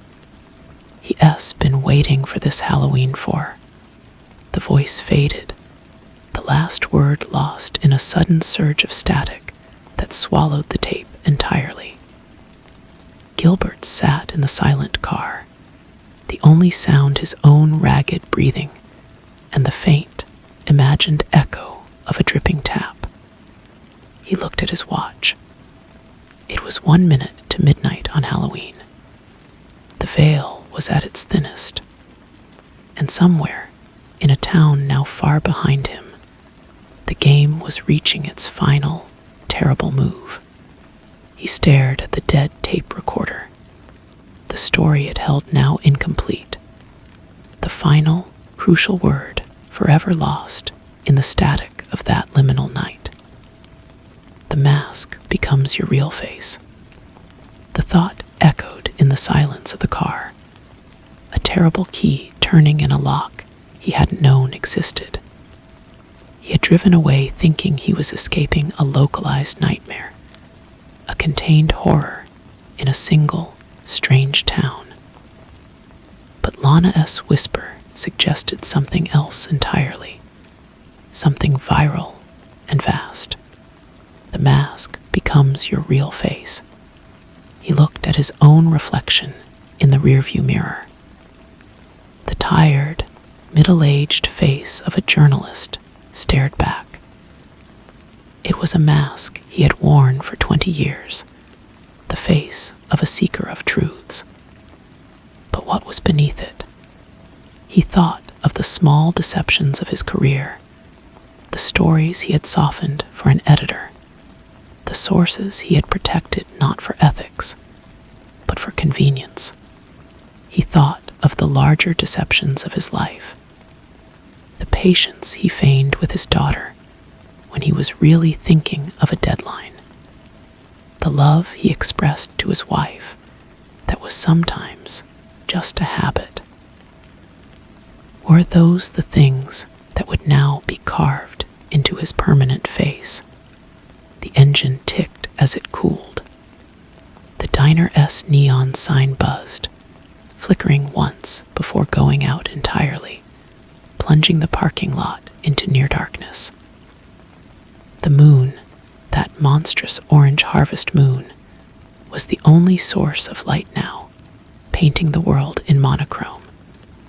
He realized the silence was wrong. There should have been the distant hum of the interstate, the whisper of tires on asphalt. There was nothing. It was as if the world had been wrapped in felt. He picked up the tape recorder again, a useless brick of plastic and metal. He had his story, a story that would get him laughed out of every newsroom or worse, committed. But that wasn't the point anymore. The point was the game. Avery and Jeremias were not just ancient monsters having a feud. They were players in a ritual that was older than both of them, and the entire town, with its bonfires and its costumes and its corn maze, was the game board. And he, Gilbert, had been a piece moved into place. A witness, a scribe. His role was to carry the story out, to believe it, and in believing it, to give it a certain kind of power. But Lana had changed the rules. She had introduced doubt. Was Avery the weary penitent seeking a final redemption? Or was he a rival player, using Gilbert S. sympathy as a shield for his own ambitions? The truth, as Avery had said, was a complicated guest. A sudden, sharp rapping on the driver's side window made him jolt so hard he hit his head on the roof. He spun, heart seizing. A face was pressed against the glass. It was a man, his features distorted by the pain. He was wearing a cheap, store-bought werewolf mask, the fuzzy rubber kind with the plastic strap. The mask was askew, revealing a slice of the man's own terrified, sweating face beneath. "Hey," the man yelled, his voice muffled. "Hey, you gotta help me. My kids, I can't find my kids." Gilbert, his hands shaking, rolled down the window a crack. The cold air that rushed and smelled of damp earth and something else, something metallic and sharp. "What's wrong?" "We were at the maze," the man gasped, his eyes wide with panic. "The big one on the edge of town. 1 minute they were right behind me, the next the paths just changed. The cornet moved. It closed up behind us. I heard them calling for me, but I couldn't get through. Then the others came." "Others?" Gilbert asked, though he dreaded the answer. "The people in the costumes," the man whispered, his breath fogging in the cold. "The ones who aren't people. Their masks are stuck on. I saw one, a woman in a witch hat. Her face was melting into the point of the chin. The plastic was becoming skin." He clutched at the window frame, his knuckles white. "You have to help me. We have to go back." Gilbert looked past the man, down the dark road that led back to the town.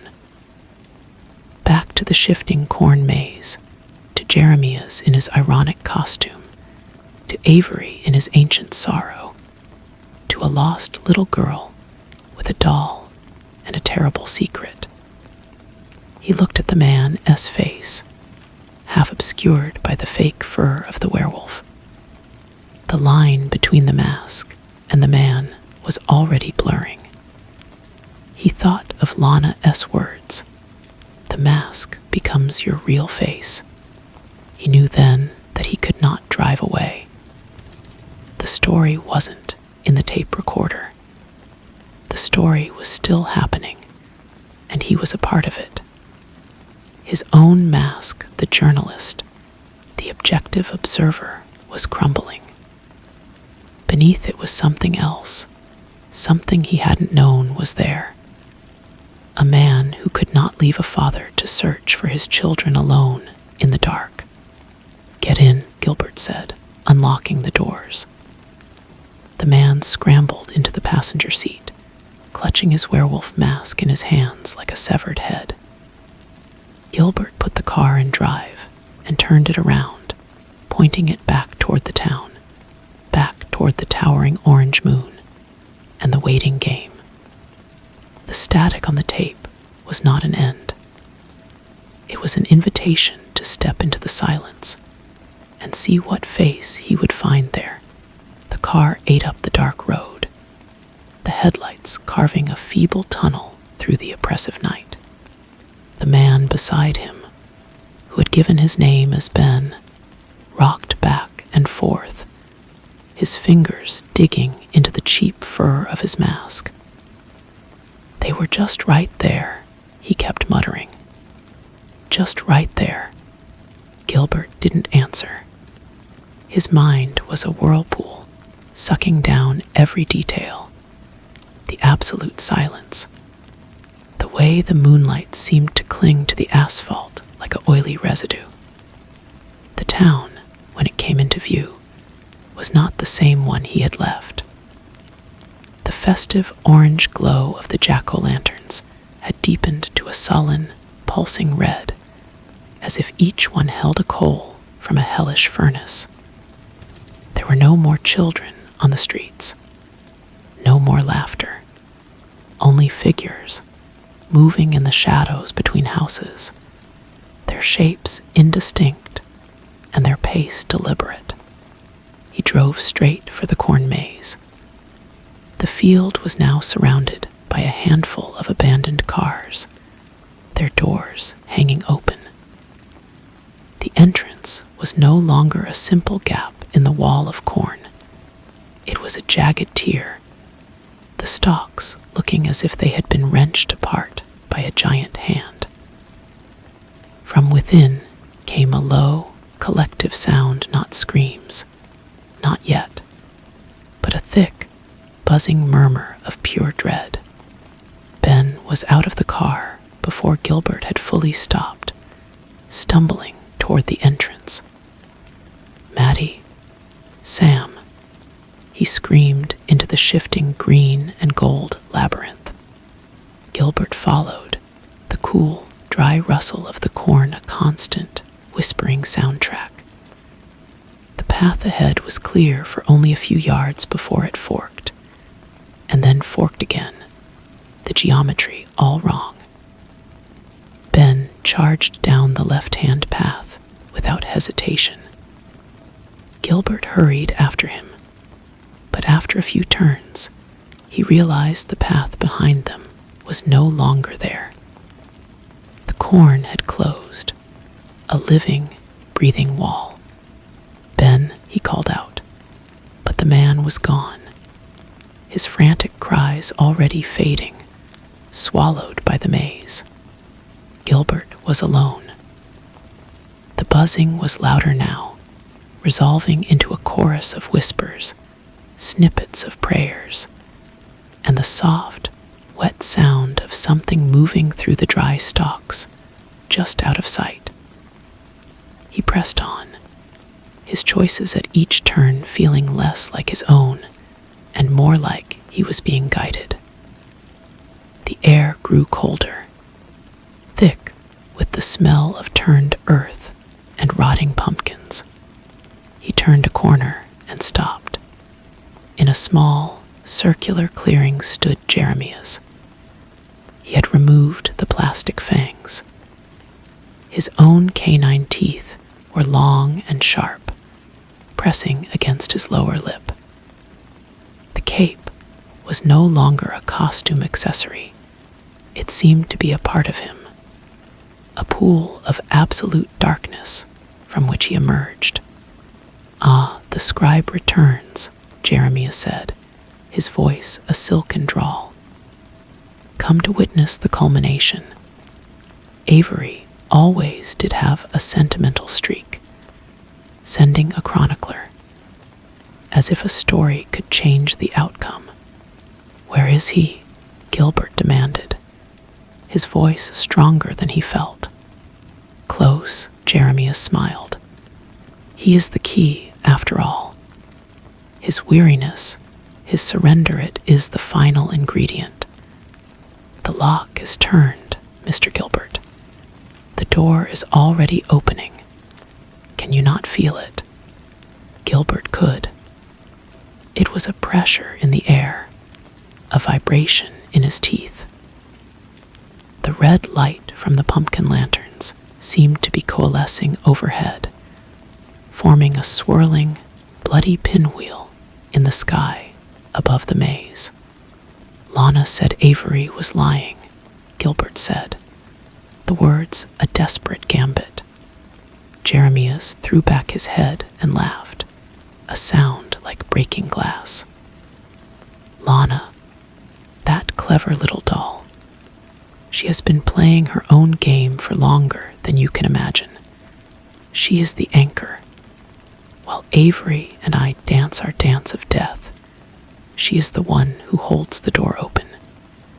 She is the reason the veil is not just thin, but dissolving. A scream, high and clear, cut through the murmuring dread. A child's scream. It came from the heart of the maze. Without thinking, Gilbert ran, plunging down a path that seemed to open for him. He burst into the center of the labyrinth. It was not a clearing, but a perfect circle of packed earth, devoid of corn. In the center stood Avery, his arms outstretched. Opposite him was Lana, no longer holding a doll, but standing with an unnerving stillness. Her eyes were fixed on the swirling red vortex in the sky, and at her feet, huddled together, were two children, a boy and a girl, their faces pale with terror. Ben's children. Avery looked at Gilbert, his face a landscape of agony. I told you to go. You didn't tell me everything, Gilbert said. I never could, Avery replied, his voice strained, as if he were holding up a tremendous weight. The story requires a sacrifice, not of blood, but of choice. A human soul walking willingly into the ritual at the pivotal moment. You, Mr. Gilbert, you are the final piece. Jeremias stepped into the circle behind Gilbert, blocking his retreat. The mask becomes your real face, he purred. And you, scribe, what is your mask? The seeker of truth. Then step forward and see it. Join the story. Become a part of the new world. Gilbert looked at the terrified children. He looked at Avery's tortured resolve and Jeremias's triumphant glee. He looked at Lana, whose small, sweet face was now a mask of cold, ancient power.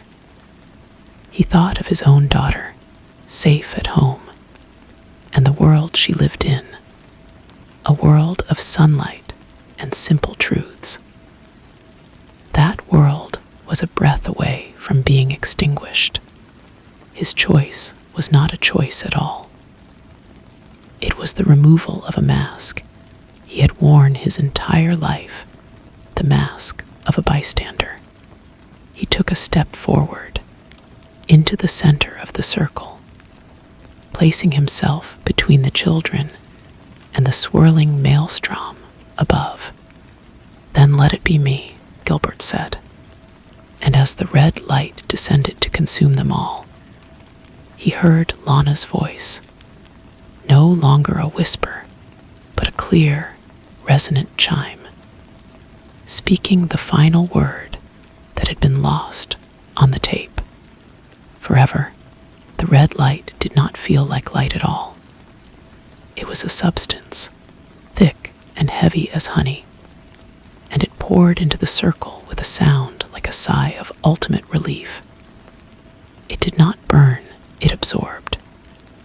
Gilbert felt his own scream trapped in his chest, not by force, but by a sudden, profound irrelevance. Sound, sensation, thought they were all being unmade, woven into the fabric of the ritual. He saw Avery, his form dissolving into a stream of silver motes that flowed upward into the vortex. His face at last peaceful, his long duty over. He saw Jeremiah's, his triumphant smile freezing, and then cracking, his body turning to black smoke that was greedily sucked into the same maelstrom. Two opposing forces, fuel for the same fire, and he saw Lana. She was not being unmade, she was changing.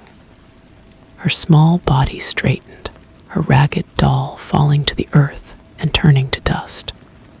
Her features shifted, not in age, but in essence, the childish roundness sharpening into an ageless, terrible beauty. Her eyes, once wide and dark, now held the swirling red of the vortex within them. She was the door, and she was the thing that had been waiting on the other side. The world dissolved into a cascade of impossible colors and geometries. Gilbert felt his own identity, the sum of his memories and regrets, being pulled apart like thread from a spool. He was not Gilbert the journalist, not Gilbert the father, not Gilbert the failed husband. He was a point of awareness, a raw nerve of choice, and the choice he had made was the only thing that remained solid. The mask becomes your real face, the chaos focused. The roaring silence coalesced into a new sound, the rustle of corn. The blinding light dimmed to the dull red glow of a harvest moon. He was standing in the maze. The circle was gone. Ben's children were gone. He was alone. He looked down at his hands. They were his hands, yet they felt different, as if they were made of older, tougher material. The air was cold and still, the whispers of the maze now silent, waiting. He walked. The paths of the corn maze no longer shifted to confuse him. They parted for him, acknowledging his presence. He emerged not onto the road where he had left his car, but onto the main street of the town. It was a mockery of the scene he had first witnessed. The houses were the same, but their paint was perpetually peeling.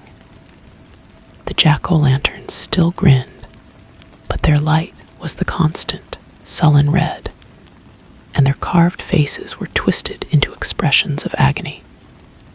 Figures moved in the shadows, their forms humanoid but wrong, their faces frozen in the rictus of their costumes, a clown-s endless weep, a monster-s snarl, a princess-s vacant smile.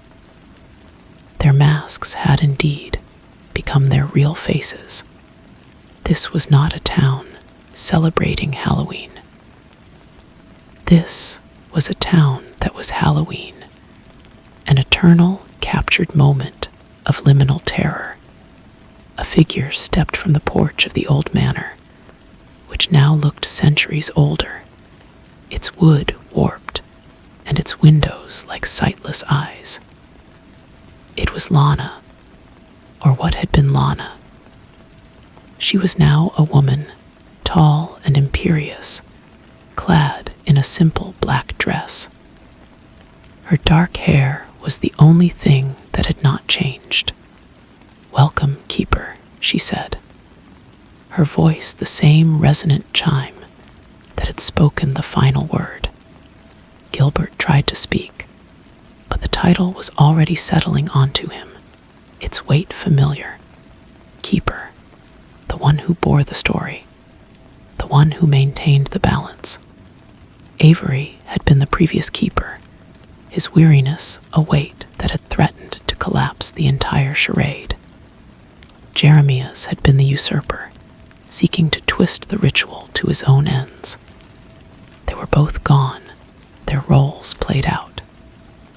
In choosing to step into the circle, Gilbert had not made a sacrifice of himself.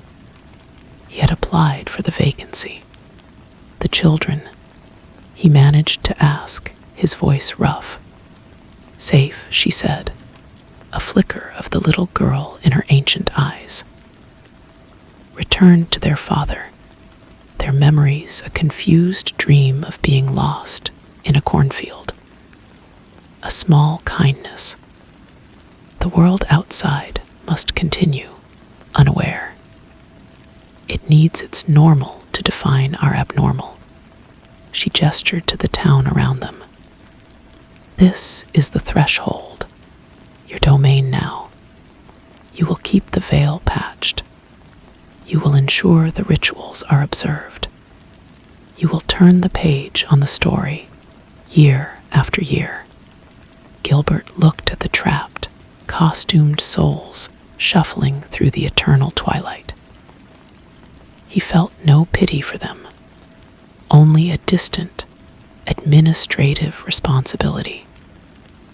The part of him that was Gilbert was a fading photograph. The part of him that was the keeper was a growing, undeniable truth. He nodded. He turned from her and walked down the main street. The costumed figures shied away from him, sensing the new authority in his step. He came to the town square, where the bonfire was now a permanent, smoldering pyre of fragrant wood. He sat on the bench beside it, the heat a comfort against the perpetual chill. He looked up at the red, unmoving moon. He had come to write a story, and in the end, he had become one. He was no longer the journalist. He was the record. He was the story itself, and his face, the tired, middle-aged face he saw reflected in a dark shop window, was now the mask he would wear for eternity. And he knew, with a certainty that went deeper than bone, that it would never, ever come off. He sat on the bench for a long time, or what felt like a long time. Time here was a different substance, thick and syrupy, punctuated not by the ticking of a clock, but by the low, constant moan of the wind through the corn and the soft, shuffling steps of the townsfolk. They were his charge now. Their eternal Halloween was his to oversee. A man in a skeleton costume that had fused to his skin approached the bonfire, holding out his hands to the warmth he could no longer truly feel. Gilbert watched him, and a knowledge surfaced in his mind, unbidden but complete. The man's name was Carl. He had been a baker. In 1978, he had cheated on his wife with a woman dressed as a cat at the town's Halloween festival. The guilt had festered, and when the veil thinned that year, it had thinned right over him, swallowing him whole. His punishment was to forever feel the cold he had introduced into his own marriage. Gilbert understood this not as a story, but as a fact of his new existence. He was the keeper, and the keeper knew the stories of all the souls in his care. Their sins, their fears, the moment the mask they wore in life became the only face they possessed. Lana, he did not know what to call her now, stood at the edge of the square, observing him. She was the architect, the one who had woven this pocket of reality. He was the custodian.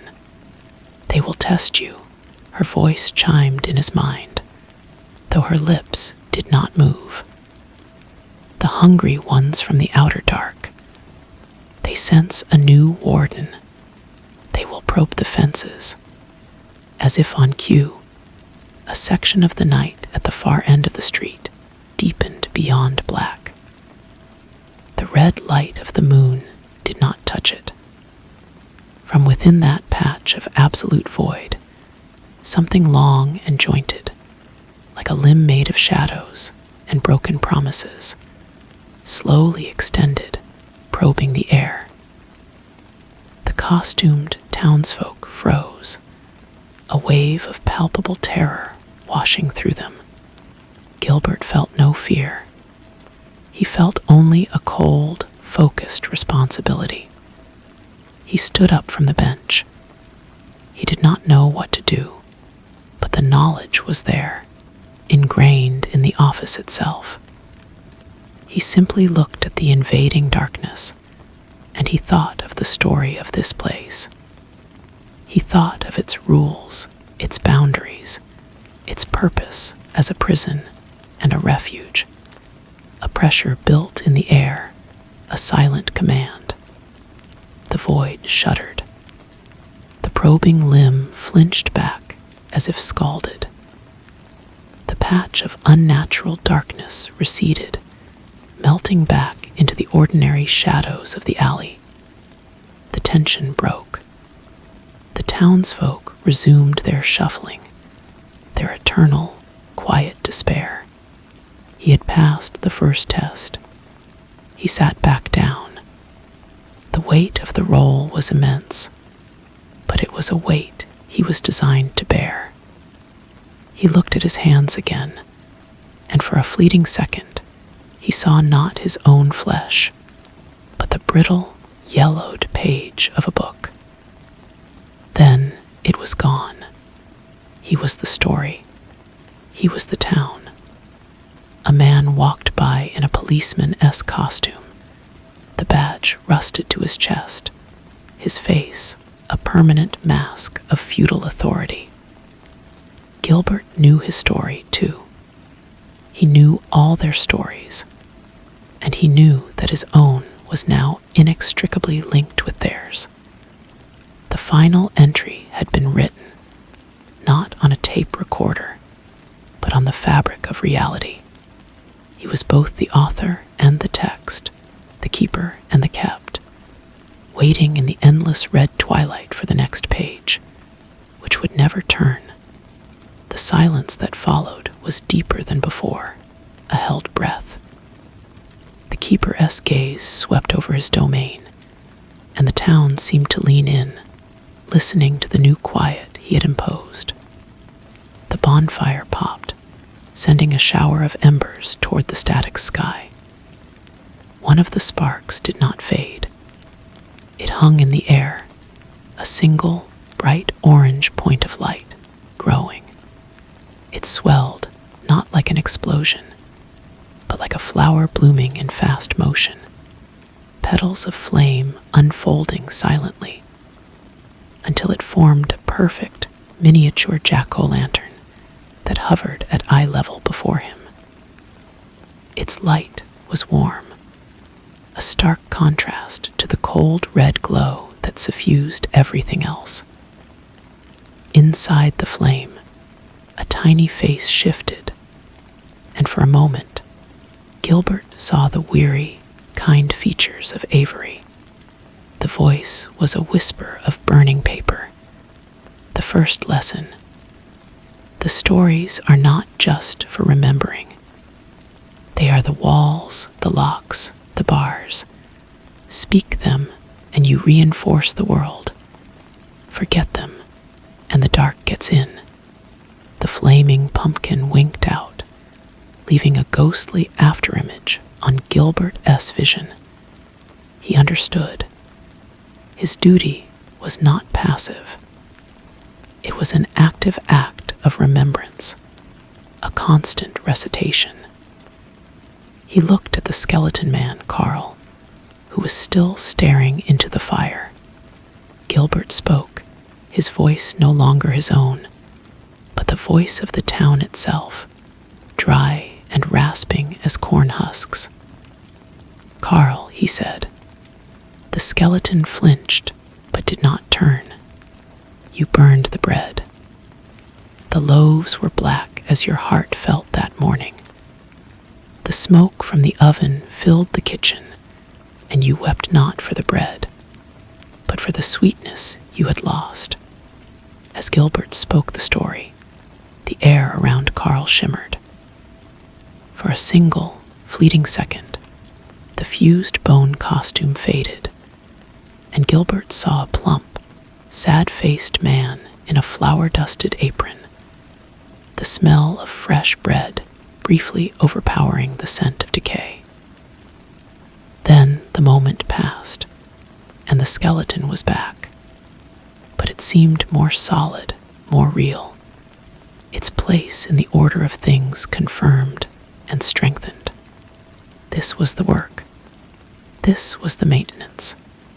He would walk the streets, a librarian of lost souls, reading their tales aloud to keep the walls of this impossible prison from crumbling. He saw Lana, the architect, watching from the shadows.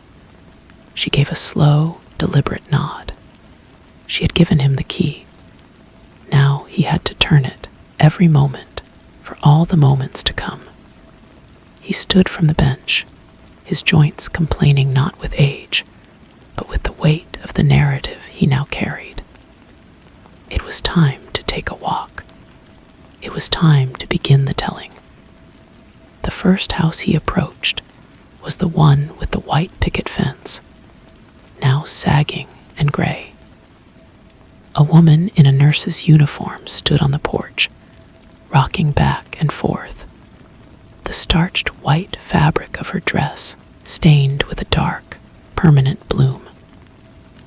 Her face was a smooth, featureless oval, a blank mask of compassion that had been worn away by time. Gilbert stopped at the gate. The knowledge rose within him, cold and clear. "Elinor," he intoned, "you held their hands and promised them it would be all right. You spoke words of comfort while the syringe emptied into their veins, not from malice, but from a mercy that curdled into habit." As he spoke her story, the blank oval of her face rippled. For a heartbeat, features flickered into existence, tired eyes, a mouth pinched with a sorrow she could never express. The dark stain on her uniform seemed to weep fresh blood. Then the moment was gone, and the smooth, anonymous mask was back. But the porch boards beneath her feet seemed more solid, the boundaries of her personal prison freshly defined. He moved on. A clown with a grotesquely smiling face juggled invisible balls. A princess in a tattered gown swept the dusty street with a non-existent broom. To each, he spoke their truth. He named their hidden shames and their secret fears. With every story uttered aloud, the red twilight seemed to grow a little more stable, the oppressive silence a little more absolute. He was not bringing them peace. He was reinforcing their sentences. He found himself drawn back to the center of the maze. The corn here was blackened, the ground still hard and bare from the ritual. This was the anchor point, the scar in the world. He knelt, placing his palm on the earth. It was cold, and he could feel a low, resonant hum, the echo of the vortex that had birthed this place. A small, forlorn object lay half buried in the dirt. He brushed the soil away. It was the porcelain face of Lana's doll, the one that had turned to dust. One blue eye was cracked, the painted smile chipped. As his fingers touched it, a jolt went through him, a memory that was not his own. He saw a different night, a century ago. A little girl named Lana, lost and frightened, wandering into a circle of standing stones on a hill outside a much younger version of the town. She had been the first, not a volunteer, but an accident. a key that fit a lock no one knew existed. The entity that had been waiting, formless and hungry, had poured itself into her, using her innocence as a conduit, as a template. It had not possessed her, it had become her, and she it. She had built this threshold around herself, a cage of stories to contain its power, and had been waiting ever since for a warden strong enough to maintain it. The memory faded, leaving him breathless. He understood now. Avery had been a temporary solution, a man buckling under a weight he never asked for. Jeremiah's had been a flaw, a crack in the story trying to widen it. Gilbert, with his willingness to sacrifice, his core of stubborn resolve, was the first true fit. He pocketed the doll's face, a tangible reminder of the origin. As he stood, he felt a new presence in the maze. It was not one of the townsfolk. It was a shimmer in the air, a potential. He focused his will, the keeper's instinct guiding him. "Show yourself," he commanded. The air rippled, and a figure stepped out from between the stalks. It was a young man, dressed in modern jeans and a jacket, a look of utter confusion on his face. He held a phone, its screen dark and dead. "Hello, can you help me?" "I think I took a wrong turn," the young man said, his voice trembling. "My GPS just cut out." Gilbert looked at him, this intruder from the world of sunlight. He could feel the threshold's hunger, a low growl from the shadows. The stories needed new material sometimes. The walls required fresh mortar. The keeper looked at the young man, and he began to speak. He did not tell him the truth. He told him a story about a shortcut, a party in town, a pretty girl who was waiting for him. He wove the words with the authority of his office, and as he spoke, he saw the confusion in the young man's eyes begin to soften, replaced by a dawning belief.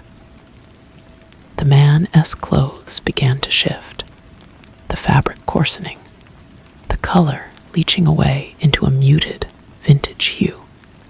A simple, blank mask began to form over his features, ready to be defined by a new story, his own.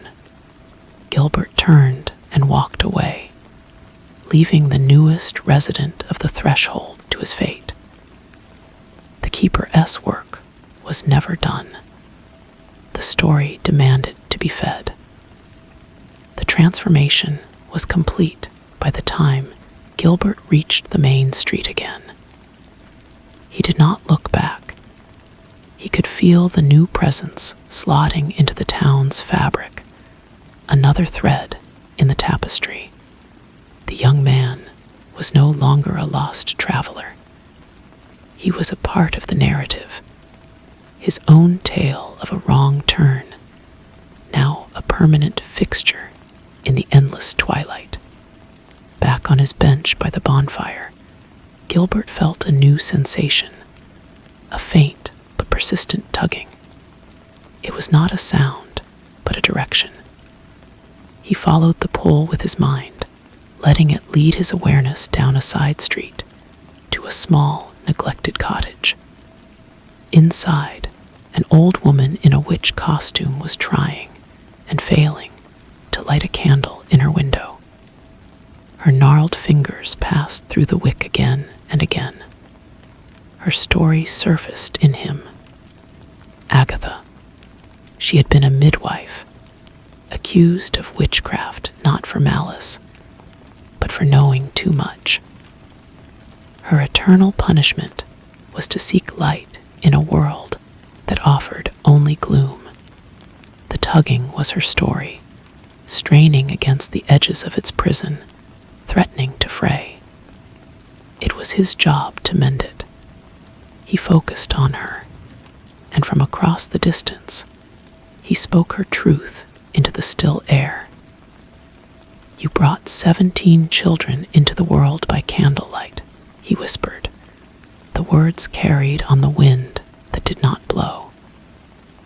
"You sang to their mothers while the storm raged outside. In the cottage window, the candle wick sputtered and caught, casting a weak, golden glow that fought bravely against the red haze." The old woman's hands stilled, and for a moment, her frantic, pointed mask softened into an expression of profound peace. The frayed edge of her story was knit back together. This was the rhythm of his eternity, a constant, quiet hum of stories needing reinforcement, of walls needing mending. He was the loom on which this reality was woven. He looked up at the unmoving red moon, and he knew that somewhere beyond it, in a world of sun and seasons, Ben's children were growing up. They would have children of their own. And one day, perhaps, a descendant would feel an inexplicable pull toward this town, a story whispering in their blood. The cycle would continue. The keeper would wait. The story was all there was, and he was its servant and its master forever. The silence after the candle flared was different. It was a satisfied silence, a full one. The town was quiet, not with dread, but with a kind of order. Gilbert, the keeper, sat on his bench and felt the equilibrium settle. He was the stone dropped in the center of this stagnant pond, and the ripples were the stories he told, maintaining the perfect, circular shore. Days, or what passed for days, bled into one another. He learned to sense the subtle tensions in the air, the way a story would begin to strain and unravel like an old rope. A man in a tattered soldier's uniform would start marching out of step, and Gilbert would speak of the cowardice that had doomed his platoon, firming his stride. A woman in a flapper's dress would hum a tune that was a quarter tone off, and he would remind her of the lover she betrayed for a song, snapping the melody back into its proper, mournful key. Lana was rarely seen. She was the foundation, and he was the caretaker. Her work was done. His was never-ending. One evening, as he reinforced the tale of a farmer whose greed had salted his own fields, he felt a different kind of pull. It was not from within the threshold, but from beyond the veil. A thread, fine as spider silk, tugging at the core of him. He followed it, his consciousness slipping through the cracks in reality, until he saw a scene from the world outside. It was a small, cluttered office. A young woman with tired eyes and a determined set to her jaw was pinning a photograph to a corkboard. It was a grainy, blown-up image of a cornfield. His cornfield. Next to it, she pinned a newspaper clipping with his own byline on it, the one he'd written about the town's legends all those years ago. The final piece she pinned was a picture of him, Gilbert, taken from the newspaper's archives. She circled his face with a red marker. She was looking for him. She was his successor, not as keeper, but as the journalist. She had found the threads he had left behind and was trying to pick up the pattern. A cold, unfamiliar emotion stirred within him. It was not fear, but a profound and territorial disapproval. This was interference. This was noise. The world outside was not supposed to look back. He withdrew his awareness, the thread snapping back into nothingness. He stood from his bench, the motion causing the costumed figures nearby to flinch. He walked to the edge of the town, to the point where the pavement dissolved into the endless, whispering corn. He stared out into the stalks, and he did not just see corn. He saw the veil, a shimmering, fragile skin between worlds. He raised a hand, not in a gesture of power, but of definition. He spoke not a single story, but the meta-story of the threshold itself. He spoke of its purpose as a drain, a filter, a necessary containment. He wove a new clause into the foundational narrative, a subtle misdirection for any who came seeking answers. The story would now tell them that Gilbert had been a troubled man, his work discredited, his disappearance a sad footnote of mental collapse. The path would lead nowhere. The door would be locked twice. Satisfied, he lowered his hand. The corn rustled, though there was no wind. The story was secure. The young journalist would find only dead ends and reasonable doubts. She would give up. She had to. He turned his back on the veil and walked toward the town square. His people needed him. Their stories were waiting. The Keeper's face was a mask of calm resolve, and inside, the last flicker of the man who had been Gilbert was finally, completely extinguished. There was only the story and the telling. Story 3. The chill began on October 28th, a Tuesday, as Jack Rourke stood on the porch of the old Blackwood house. It was not the crisp, seasonal cold of a New England autumn, a cold that nipped at the cheeks and invigorated the soul. This was different. It was a pocket of profound, unnatural winter, a sphere of concentrated December that existed only on the warped wooden planks before the front door. One step forward, and the air grew heavy and frigid, leaching the warmth from his bones. One step back, and he was returned to the mild, golden afternoon. The scent of wood smoke and decaying leaves sweet on the breeze. Jack, a young solicitor from Boston with a rational mind and a wardrobe full of identical gray suits, dismissed it as a trick of the wind, a downdraft from the eaves. He fumbled with the heavy iron key, its teeth cold even through his leather gloves. The entire village of Harvest End, nestled in a forgotten valley, seemed to exist under a similar pall. The drive-in had been a tunnel of fire, maples and oaks blazing in crimson and burnt orange.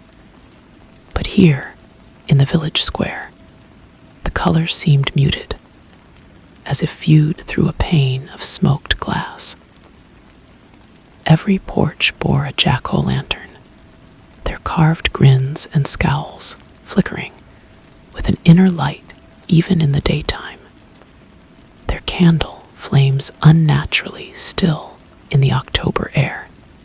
The house exhaled as he opened the door, a breath of dust and dried roses and something else, something faintly coppery like old pennies. The estate of Alastair Duane was his responsibility, a simple matter of inventory and sale. A boring assignment, his boss had called it, a favor for an old, now deceased client. But as Jack crossed the threshold, the warmth of the day did not follow him in. cold from the porch had seeped into the very timbers of the house, waiting for him. The following days were a study in sensory decay.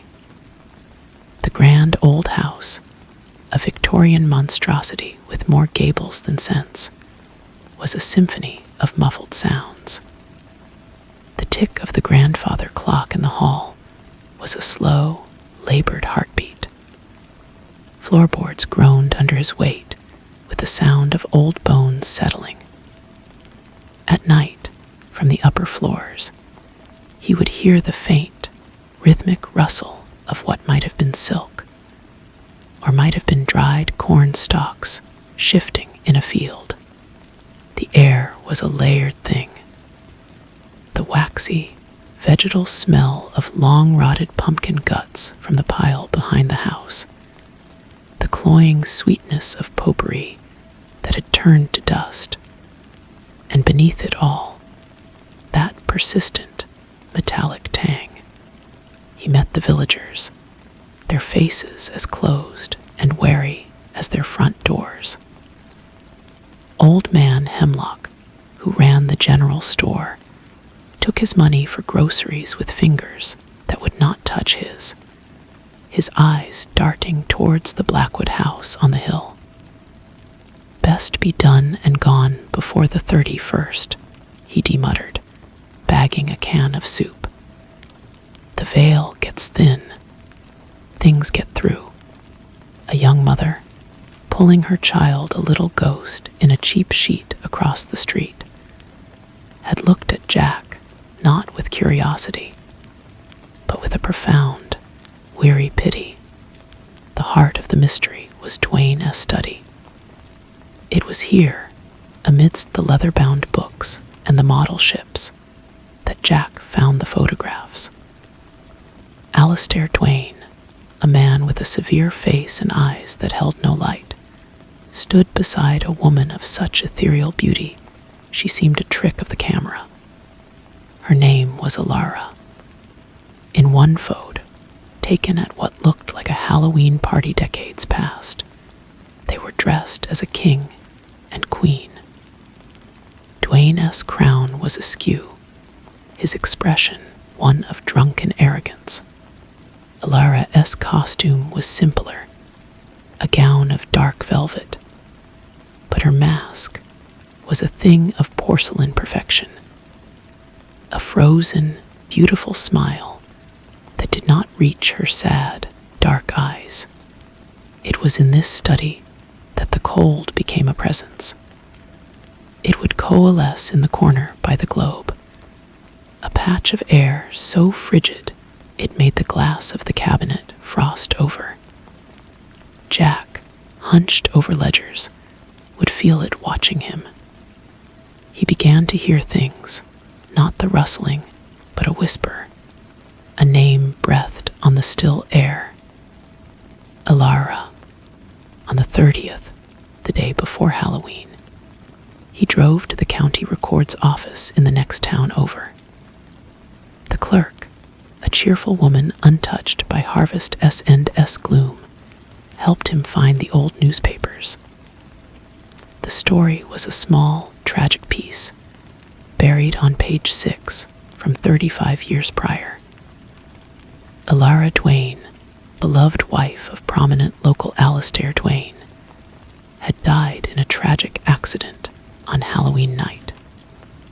She had fallen, or jumped, from the widow's walk of the Blackwood house. The article was sparse on details, but it mentioned a party, a heated argument overheard by guests, and Alistair's subsequent, reclusive grief.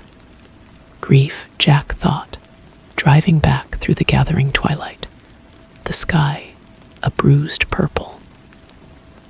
The orange glow of jack-o'-lanterns from farmhouse windows stared out at him like malevolent eyes. That wasn't grief he had felt in that study. That was guilt. That was fear. That night, Halloween Eve, the house came alive. Not with poltergeist fury, but with a gentle, terrible insistence. Jack was woken by the sound of apples bumping softly against wood. He followed the sound to the kitchen, where a porcelain bowl, dry and dusty, sat on the table. Inside it, 3 rotten apples rolled and knocked against each other, as if in a current of water he could not see. The air in the room was thick with the smell of decay and cinnamon. He looked out the window. The back garden was a graveyard of Halloween past. A scarecrow, its burlap face stitched into a lopsided scream, stood sentinel in a patch of dead cornstalks. Its hat was gone, and in the pale light of the enormous, low-hanging harvest moon, Jack saw not straw, but a tangle of what looked like dark, matted hair. The corn stalks rustled, though there was no wind. He ran back to the study, his heart a frantic drum against his ribs. The cold spot was now the size of the room. His breath plumed before him. On the desk, the photograph of Dwayne and Alara had changed. Dwayne's face was scratched out, the paper beneath torn and furrowed. Alara's face, however, was pristine, and from her porcelain mask in the photo, 2 dark, wet tears of ink had begun to seep, tracing paths down the paper. The whisper came again, not from the air, but from inside his own mind. He lied. It was then he understood. This was not a simple haunting. This was an echo of a crime, a story waiting for a listener. Alara was not seeking peace. She was gathering evidence, and he was her scribe. Halloween Day dawned gray and still. The air was thick with the promise of rain, and the festive decorations in the village seemed garish and desperate. Skeletons hung from trees, their plastic limbs twisting in a breeze that wasn't there. The jack-o'-lantern's grins seemed wider, sharper, their candlelight a hostile, mocking glow in the premature dusk. Children in their costumes, superheroes, witches, cartoon characters ran through the streets, their laughter carrying a sharp, brittle edge. They were playing at fear, little knowing what true fear was festering in the house on the hill. Jack knew. He spent the day in the study, the cold a constant companion now, a shroud he wore. He found more tucked behind a loose brick in the fireplace, a bundle of letters tied with a faded ribbon. They were from Alara to a sister in another state, letters full of a growing dread. "He is not the man I married," she wrote. "The mask he wears in public is a lie. At home, he is a stranger. He speaks of traditions, of the old ways of this land. He says the harvest requires a sacrifice. He is obsessed with the finality of Halloween. I am afraid." The final letter was dated October 31st. "He has planned a grand party, a masquerade. He insists I wear the porcelain face. He says it is tradition.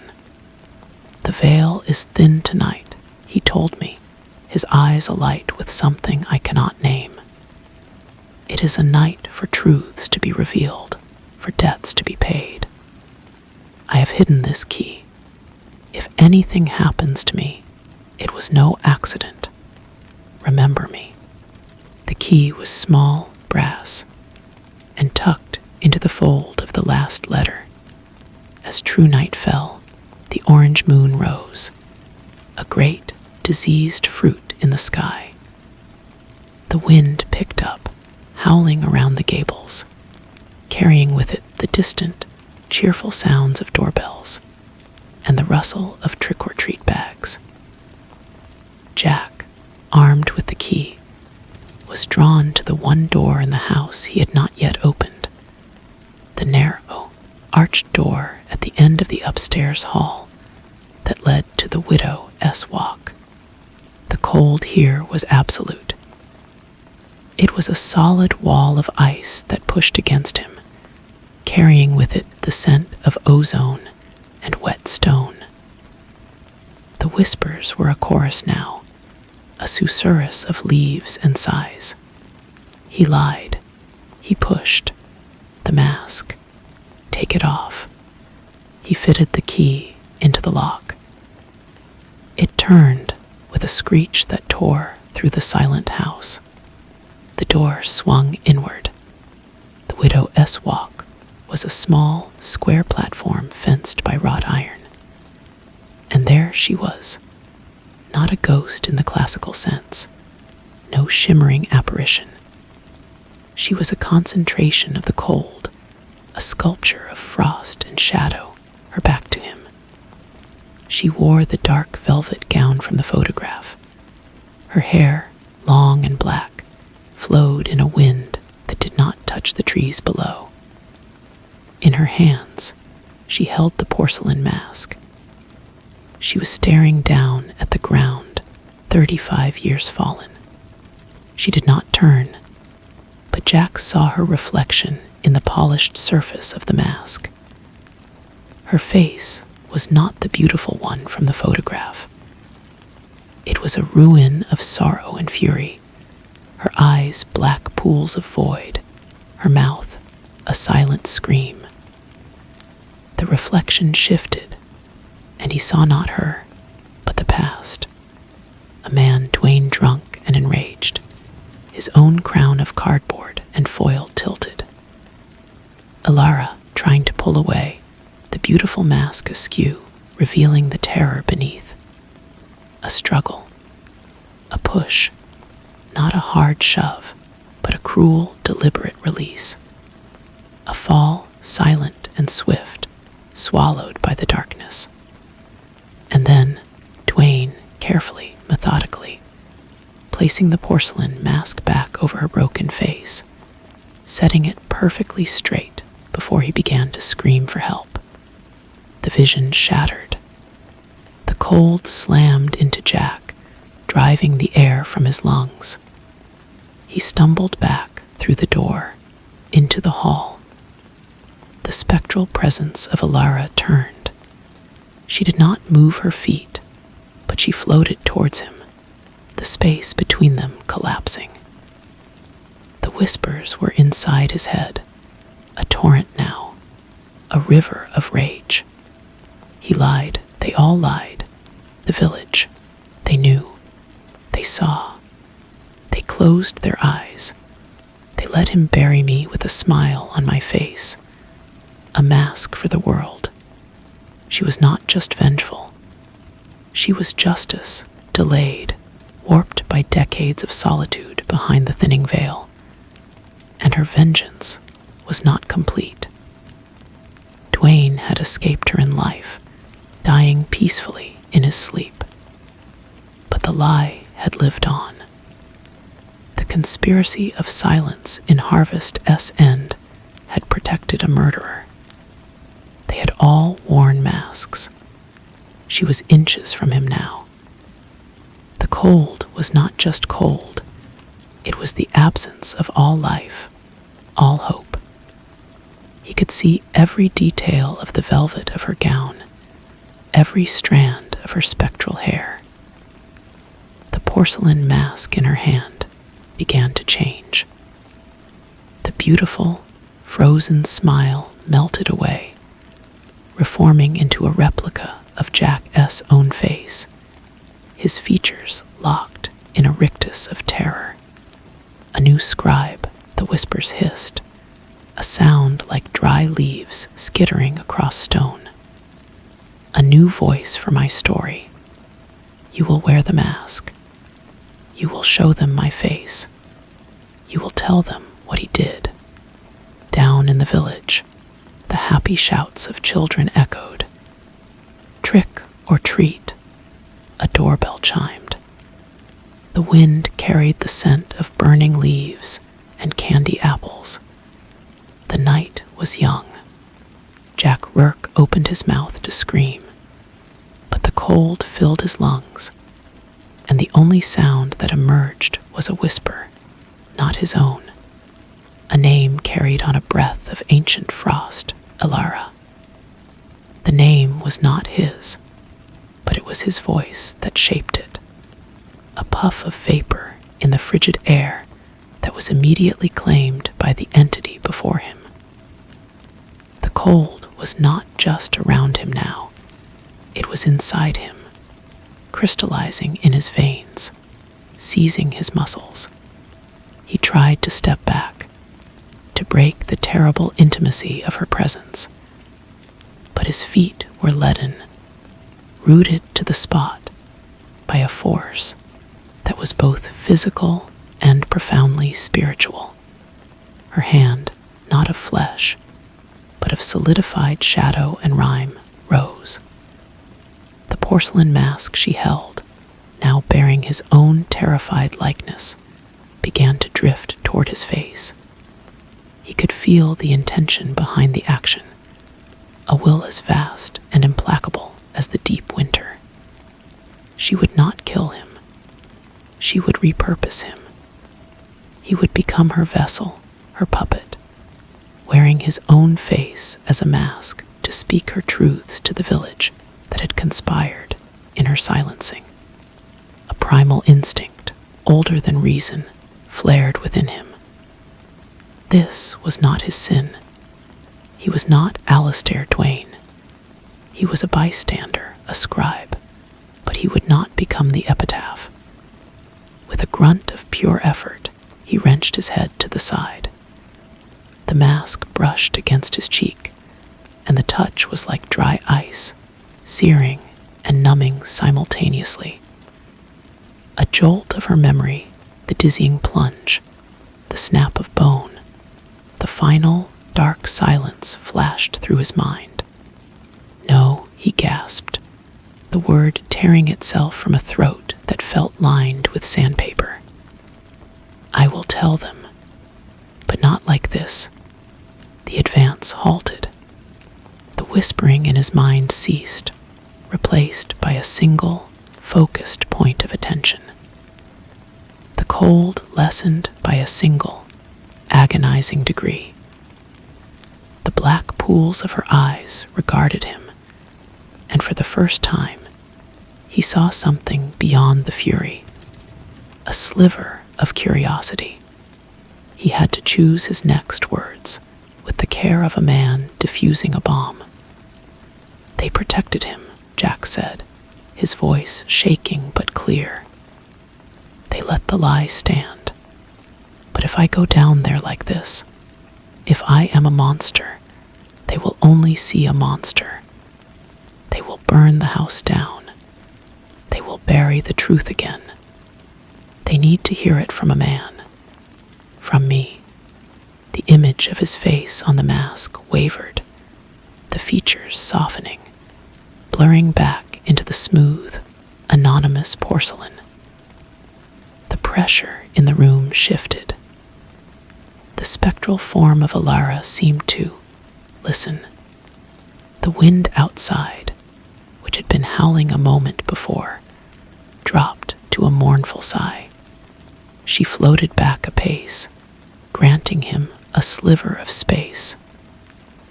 The mask remained in her hand, but it was no longer pointed at him like a weapon. It was an offering, a tool. Show me, Jack whispered, the idea forming even as he spoke it. Show me everything, the letters, the key. I will take them to the town square. I will stand on the steps of the church, and I will read her words to them. Tonight, while the veil is thin, while they are all out in the open, a new sensation bloomed in the cold air, a feeling of immense, weary consideration. The whispers returned, but they were softer now. A rustle of silk rather than a roar of leaves. They will not believe you. They will call you mad. Maybe, Jack conceded. But they will have seen me come from this house. They will have seen the proof. And they will have to look at each other and wonder, after all these years, who knew what. He felt her gaze upon him, weighing the integrity of his soul. He was a solicitor. He dealt in facts, in evidence. He could present her case. It was, in its own horrifying way, the job he had been sent to do. Slowly, the intense, life-sucking cold began to recede, pulling back into the form of the woman on the widow's walk. It left Jack shivering violently, his teeth chattering, but he was himself again. The connection was not broken, but it was changed. A pact had been proposed. Alara turned her back to him once more, looking out over the village. Her hand lifted, and she pointed a single, slender finger of frost toward the square. The meaning was clear. Go. Jack did not need to be told twice. He stumbled down the hall, his legs weak, his heart still hammering. He gathered the bundle of letters from the study, the small brass key feeling like a brand in his palm. He did not look back as he fled the Blackwood house, bursting out onto the porch and into the shock of the relatively mild night air. The journey down the hill was a blur. The jack-o'-lanterns along the road seemed to track his progress, their flickering grins knowing. He reached the edge of the village square, his breath coming in ragged gasps. The scene was one of mundane festivity. Parents stood in clumps, drinking cider. Children ran from door to door, their bags growing heavy with candy. The church stood at the far end, its white spire glowing in the moonlight. He had to do it now. He had to speak before his courage failed, before the rational part of his mind reasserted itself and convinced him this was all a hallucination born of stress and suggestion. Jack Rourke, the solicitor from Boston, walked into the center of the square, climbed the 3 steps to the church doors, and turned to face the people of Harvest's End. He held the yellowed letters high above his head, and as the first curious faces turned toward him, he opened his mouth to begin the story that the town had buried 35 years ago. The story of Alara, his voice, when it came, was not the dry, precise instrument he used in courtrooms. It was raw, scraped clean by the cold and the terror. It cut through the cheerful cacophony of the square, a discordant note that first drew puzzled glances, then a slow, gathering silence. "Listen to me," he shouted, and the words echoed off the brick facades of the buildings. "My name is Jack Rourke. I am the solicitor handling the Duane estate." A murmur rippled through the crowd. He saw Old Man Hemlock by the general store, his face hardening into a mask of stone. He saw the young mother, her hand tightening on her child's shoulder. 35 years ago, on this night, a woman named Alara Duane died at the Blackwood house. He held up the bundle of letters. "You were told it was an accident, a fall. It was not."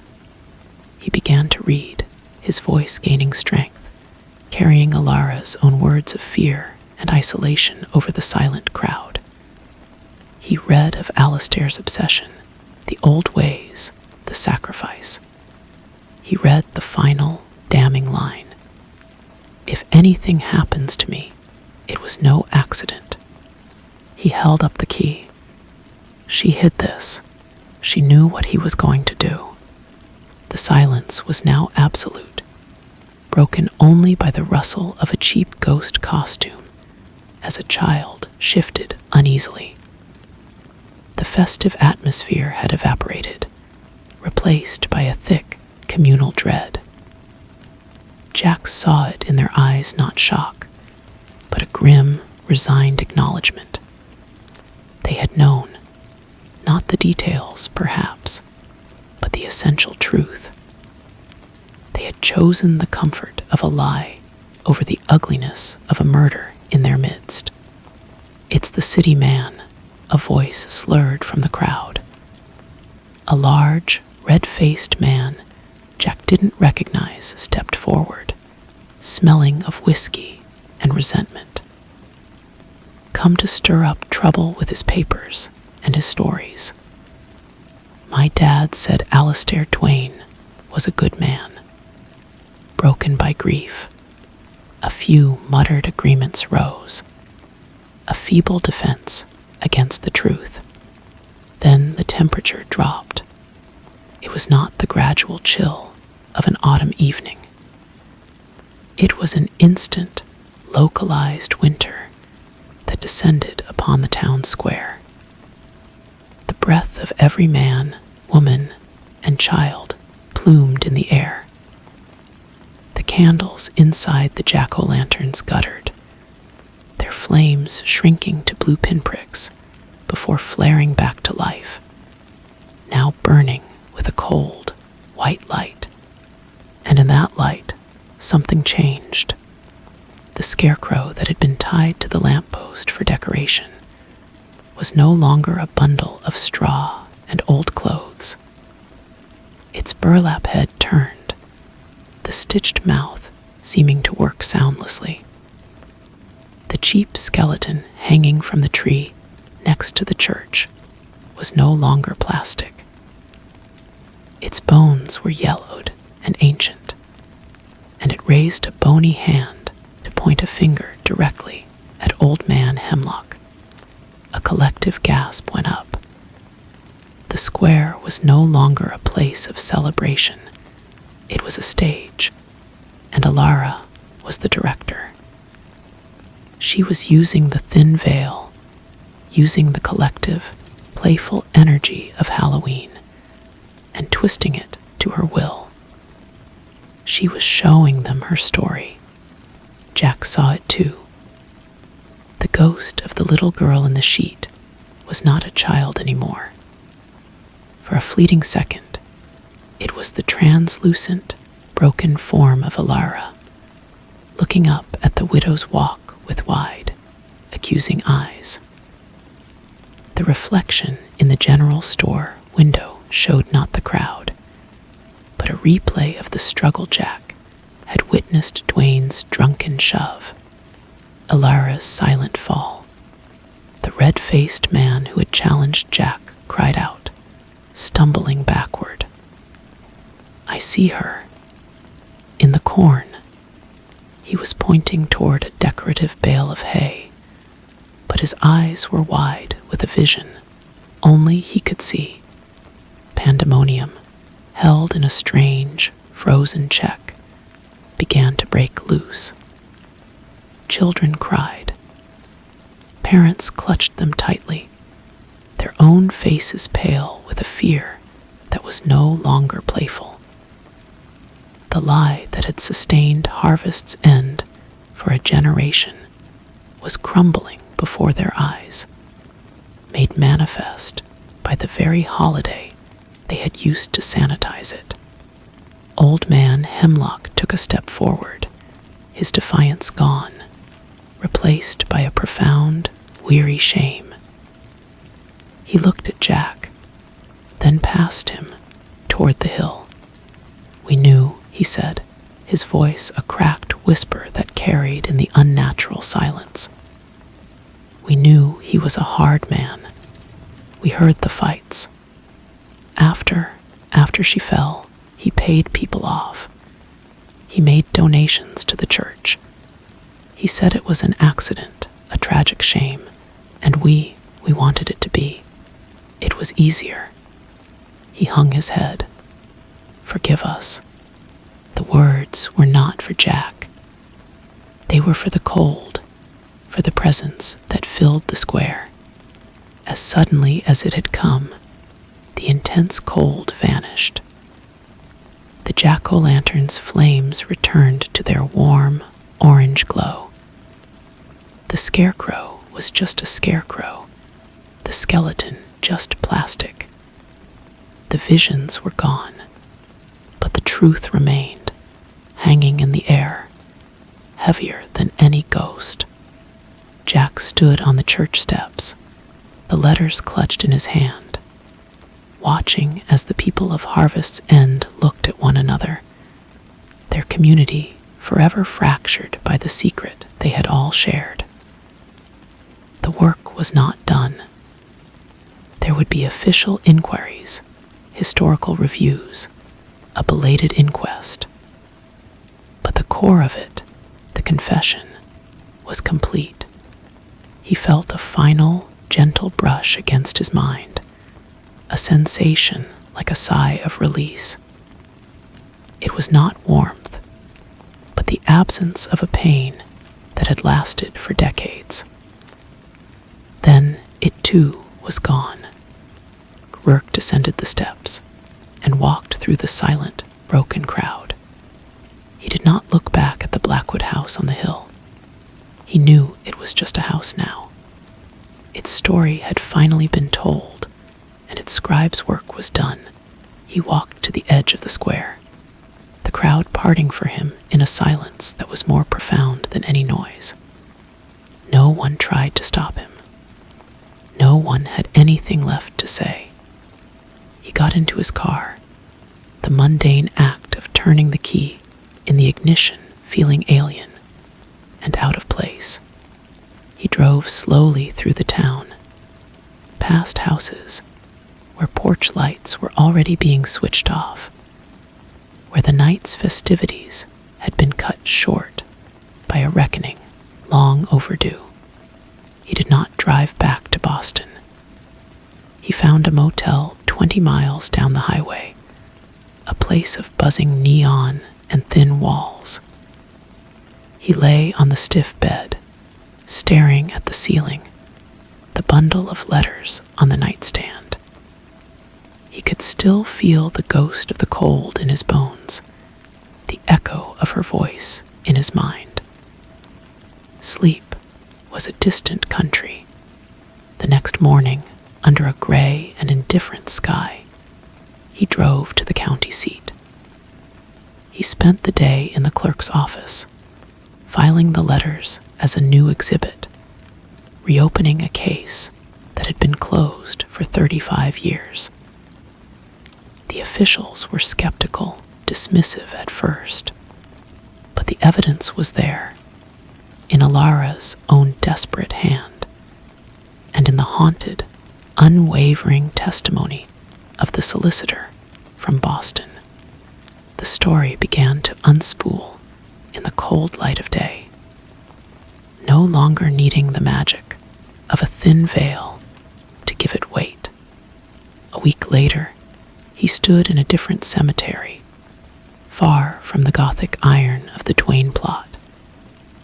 It was a small, sunny patch of grass on the outskirts of Harvest's End. A new, simple headstone had been placed there. It read only, Alara, remembered. He had paid for it himself. It felt like the last line of a document, the final period on a sentence that had taken decades to write. As he turned to leave, he saw an old woman standing at the edge of the path, clutching a faded shawl around her shoulders. It was the woman from the general store, the one who had refused to speak of the Duanes. She looked at the new stone, then at Jack. Her eyes were red-rimmed. She used to buy licorice from my father's shop, the woman said, her voice thin as paper. She always had a kind word. We were young together. She hesitated, then added, I was at the party that night. I saw him push her. I told my parents. They told me to forget, that I was mistaken, that the cider had gone to my head. A single tear traced a path through the wrinkles on her cheek. I have remembered every day since. It is a relief, in a way, to no longer be the only one. Jack simply nodded. There was nothing else to say. He walked back to his car, the autumn sun offering no warmth. The case would move slowly through the proper channels now, a ghost of a truth finally given a body of paperwork. His part was over. But as he drove away from Harvest's End for the last time, he knew he would never again look at a mask, or a key, or a full orange moon, without feeling a chill that had nothing to do with the weather. He had gone to settle an estate, and he had instead become the instrument of a long-delayed justice, a scribe for a voice that had finally, after 35 years, fallen silent. The office in Boston felt smaller upon his return.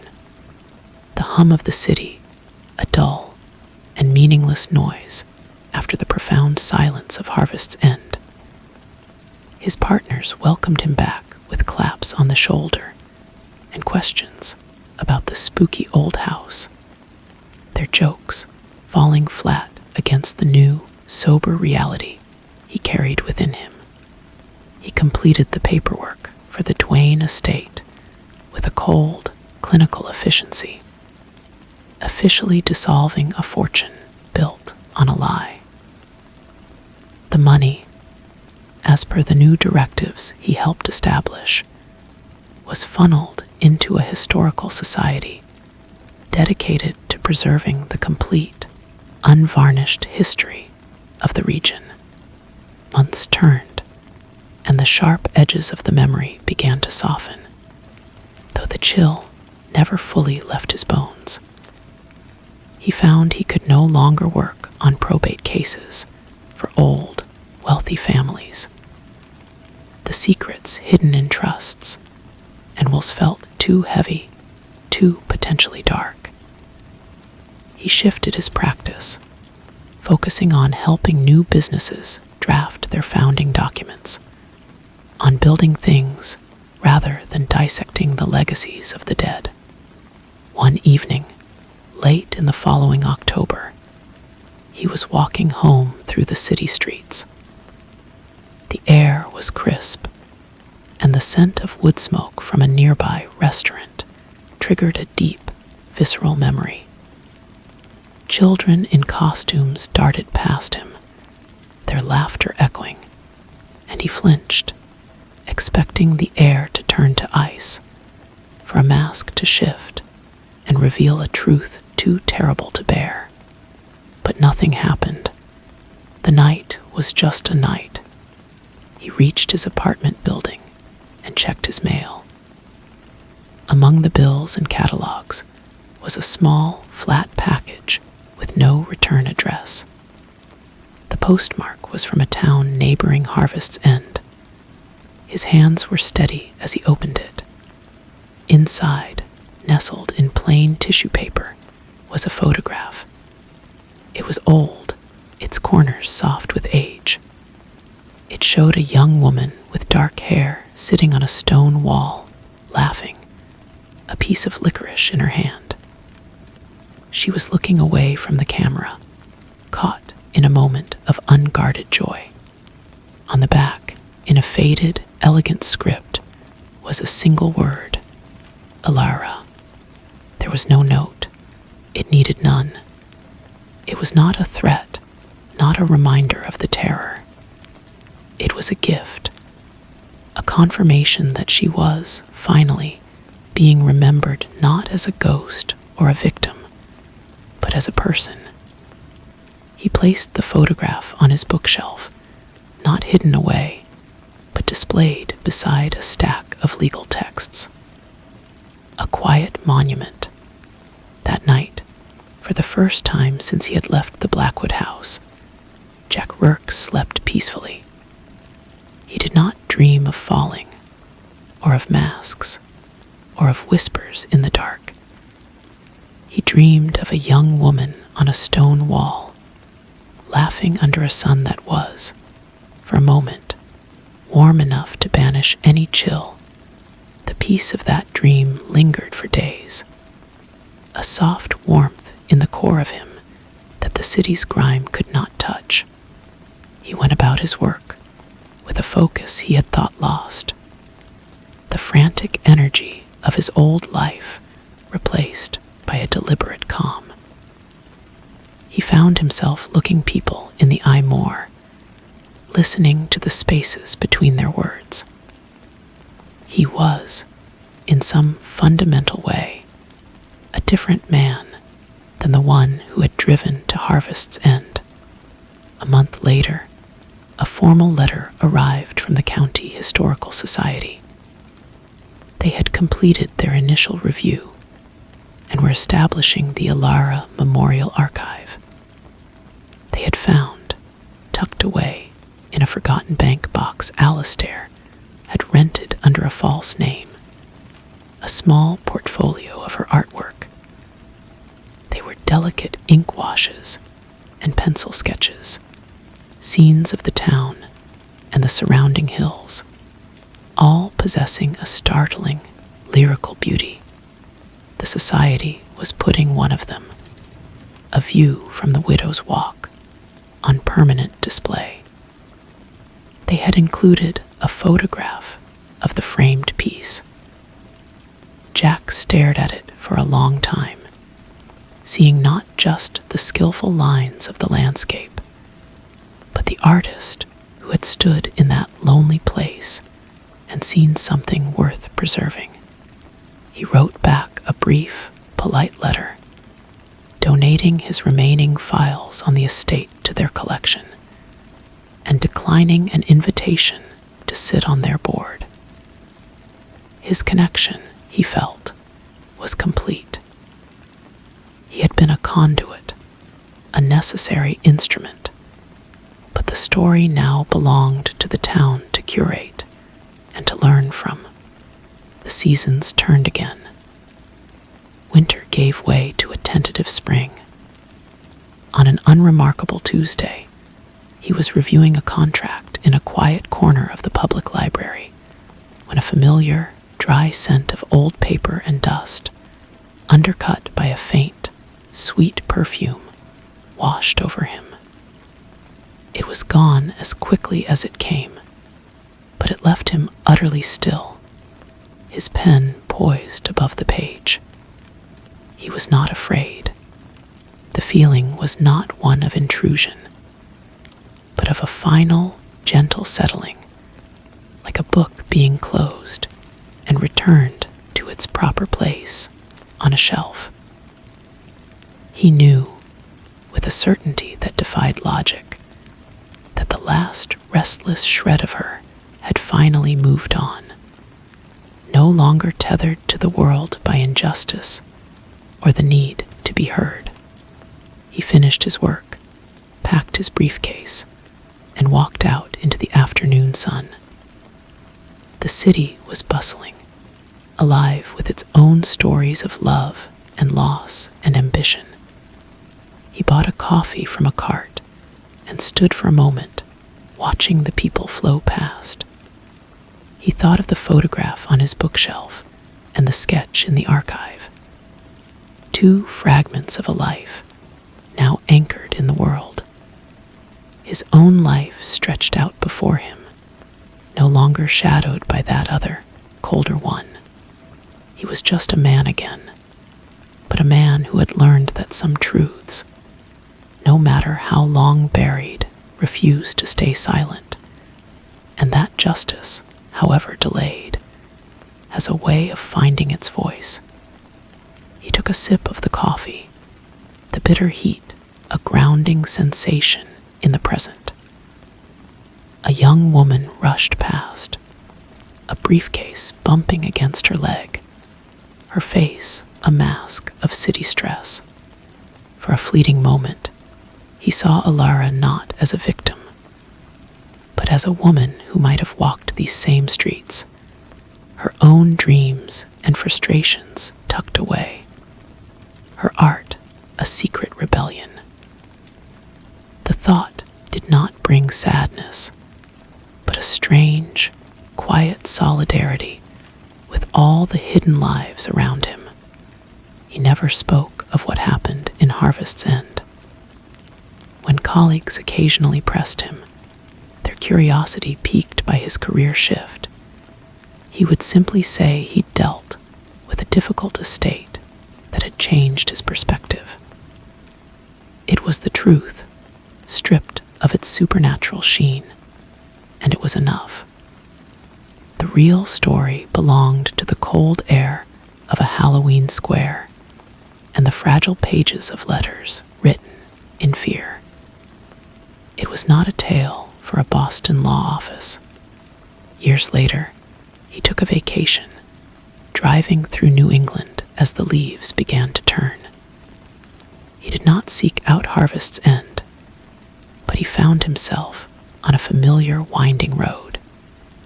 He stopped at the County Historical Society in the next town over. The building was small and quiet. The Alara Memorial Archive was a single, sunlit room. He stood for a long time before the ink wash of the view from the Widow's Walk. It was more powerful than he had imagined, the lines both delicate and strong, full of a longing for a world she could see, but not quite touch. In a glass case below it lay the bundle of his letters, her final words preserved for anyone to read. An elderly docent shuffled over. "Tragic story," she murmured, not recognizing him. "But important. We get school groups in here now. They learn about her art and about the rest of it. It's part of the local curriculum." Jack simply nodded, a deep, settled feeling of rightness spreading through him. He drove home as the sun set, the orange glow of the horizon holding no terror for him anymore, only the quiet beauty of a day's end. He was not a keeper of ghosts, but a witness to a story that had, at last, found its ending. He married a few years after that, a sharp and kind woman who ran a gallery and understood the weight of stories told through images. They had a daughter, and when she was old enough, he told her a carefully edited version of the story, a fable about the importance of listening, even to the quietest voices. He never showed her the photograph, feeling it was a piece of a past that was not hers to carry. His life was full and warm, a stark contrast to the cold dread of those few days in October.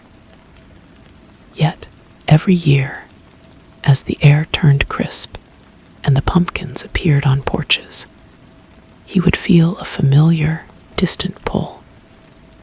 He would light a candle on his windowsill on Halloween night, not as an offering, but as a quiet acknowledgement of a debt paid and a truth restored. It was a small, private ritual that marked the line between his world and the one he had briefly visited. A world where a story had needed a teller, and he, for a time, had been the only one who could listen. He grew old in his city, his hair turning gray, his steps slowing. The memory of Harvest's End became like a book he had read long ago, its details softened by time, its emotional weight a permanent, but manageable, part of his foundation. On his deathbed, surrounded by his family.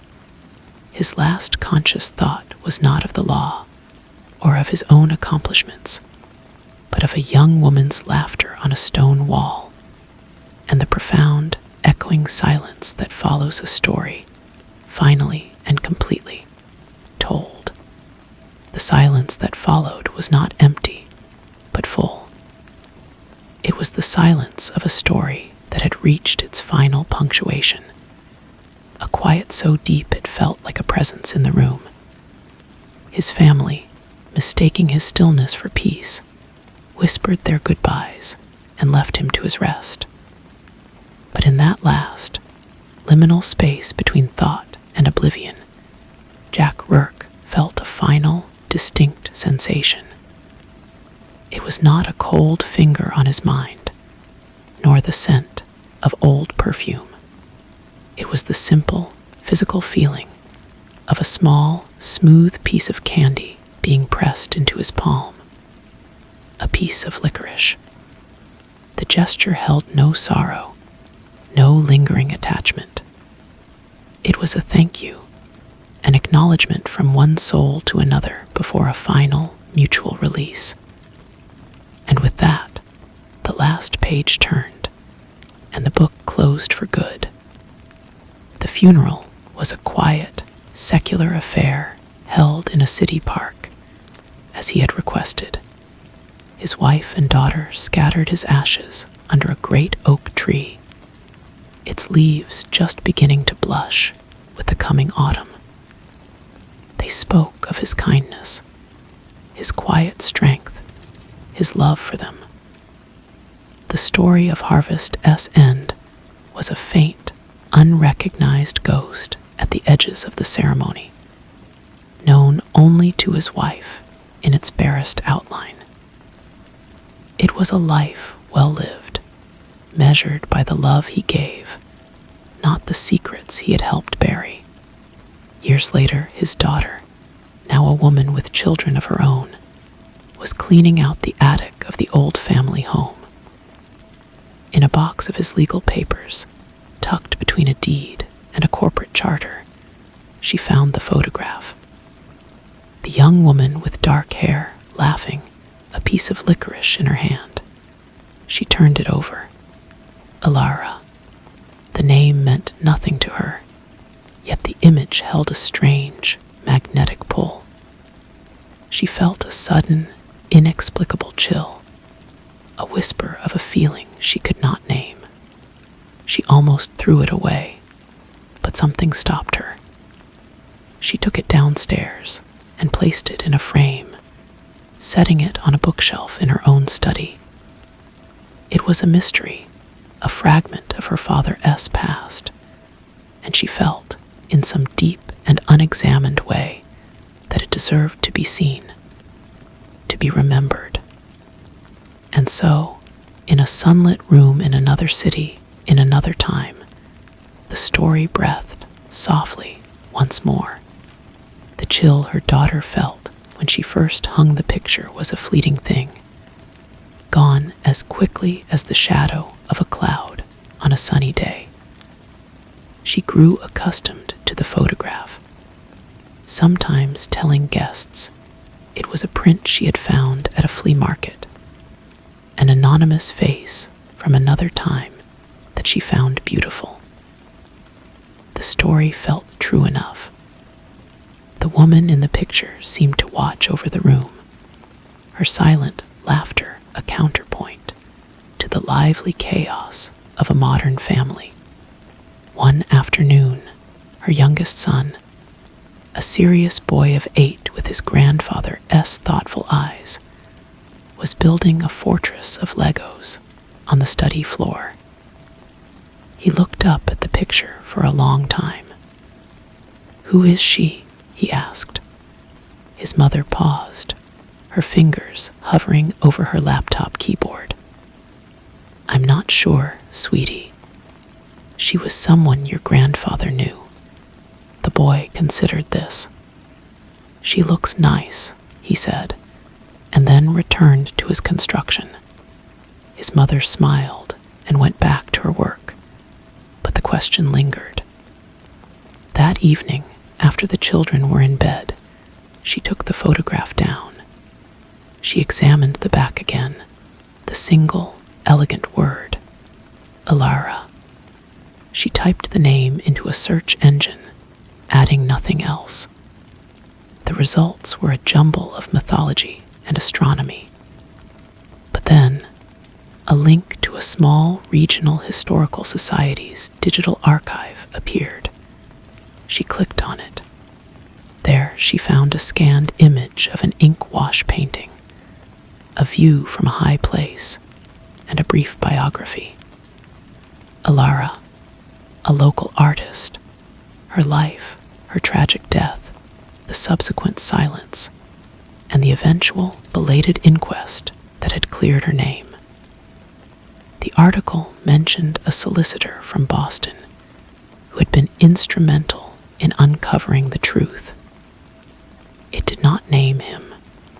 She sat back in her chair, the hum of the computer the only sound in the quiet house. She looked from the glowing screen to the faded photograph in her hand.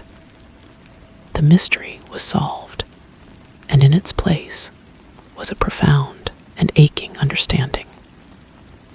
She saw her father not just as the kind, steady man she had known, but as a young man who had walked into a dark place and carried a terrible truth back out into the light. The slight distance he sometimes had in autumn, the candle on the windowsill. It all fell into place. He had carried this quietly for his entire life. She did not take the picture down. Instead, she found a better frame for it, a simple one that complemented its age. She saw it now not as a fragment, but as a testament. It was a reminder that every life leaves an echo, and that some debts of truth are paid not with grand gestures, but with a quiet, steadfast courage that becomes part of a family's bones, passed down without a word ever being spoken. And in that silent understanding, the story found a new kind of life, no longer a burden, but a quiet, enduring light. The boy, years later, would recall the photograph in his mother's study with a strange clarity. He became a historian, his interest in the past, perhaps unknowingly seeded by that single, unnamed face. His research eventually led him to the same digital archive his mother had found. Reading the full account of Alara's life and the legal battle that followed her death, he felt a jolt of connection that transcended mere professional interest.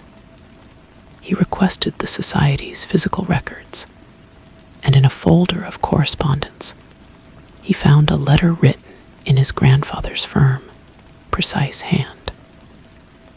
It was a request for a copy of a specific property survey, a mundane legal detail, but seeing the signature John Rourke made the past feel immediate and personal.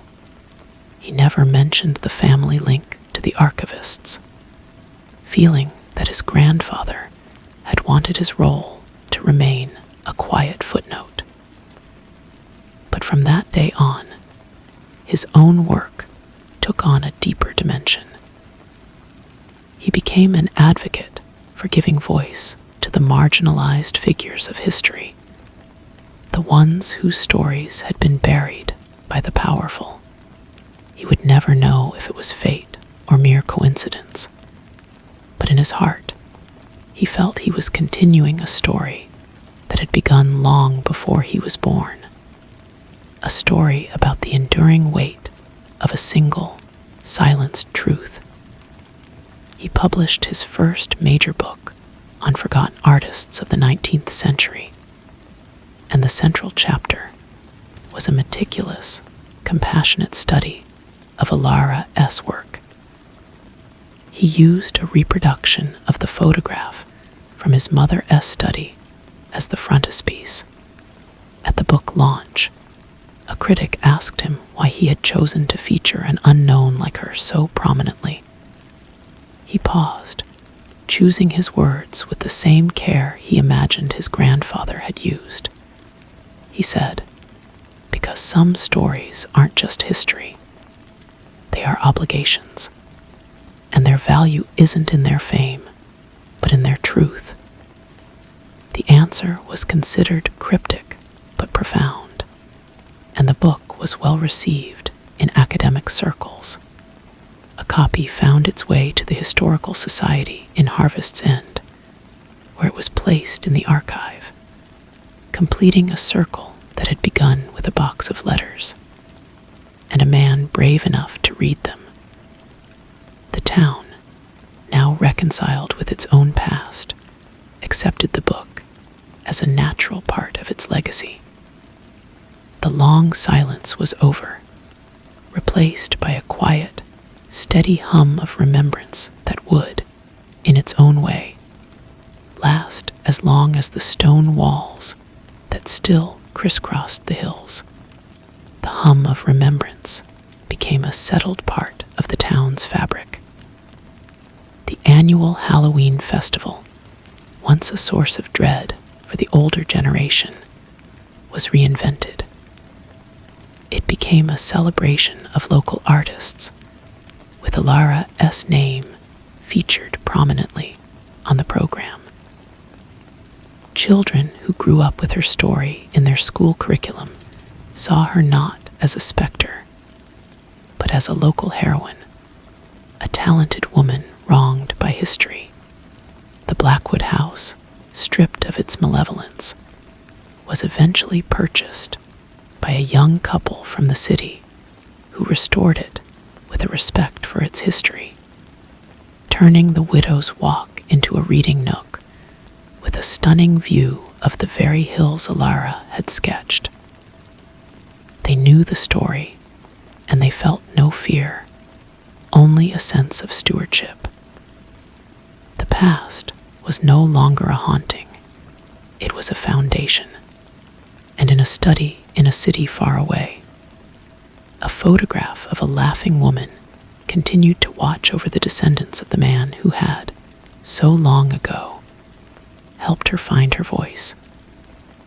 The man who bought the Blackwood house was a writer of quiet, literary novels.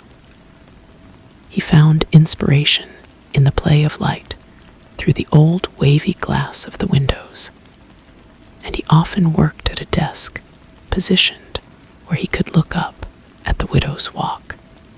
He had read the local history and the academic book by the Rourke descendant, and he felt a peculiar kinship with the story. He wasn't searching for ghosts, but for the echoes of a creative spirit. One evening, as a late autumn storm rattled the windows, he was struggling with a difficult passage in his manuscript. A character's motivation felt flat, untrue. He leaned back, rubbing his eyes, and his gaze fell upon the wall where a faint water stain, shaped like a bird in flight, had always been. For a moment, just a moment, the scent of ink and a faint, sweet perfume filled the air, and the solution to his narrative problem appeared in his mind with perfect, crystalline clarity. He didn't jump or call out. He simply nodded, a quiet thank you to the empty room, and began to type again, the words flowing effortlessly now. The house was at peace, and it gave peace in return, its long, troubled story having finally found a kind of grace. The writer finished his novel and dedicated it to the memory of Alara, though he never explicitly stated why. It became his most successful work, praised for its emotional depth and its nuanced portrayal of a complex female character. Readers felt they knew her, though they could not say how. The story of Harvest's End, once a source of fear and shame, had now rippled out into the world in this new, gentle form, touching lives far beyond the town's borders. The writer and his wife raised their family in the old Blackwood house, and the only sounds that ever echoed in its halls were those of laughter and the turning of pages, a quiet music that finally and forever laid the past to rest. The writer's daughter, a girl with a fierce imagination, claimed the Widow's Walk as her own private kingdom. She would spend hours there with her sketchbook, trying to capture the same view that Alara had, though with crayons and markers. She knew the story, of course, the town's version of it, and she felt a proud, proprietary connection to the artist.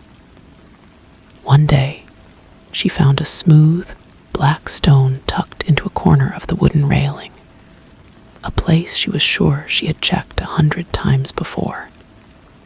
It was cool and strangely comforting in her hand. She put it in her pocket, a secret treasure. She didn't know it was a piece of licorice candy, transformed by decades of sun and rain, its purpose finally fulfilled. It was simply a gift from the house, a token from a friend she had never met, but whose presence she felt in every sunbeam and in the whisper of the wind through the pines.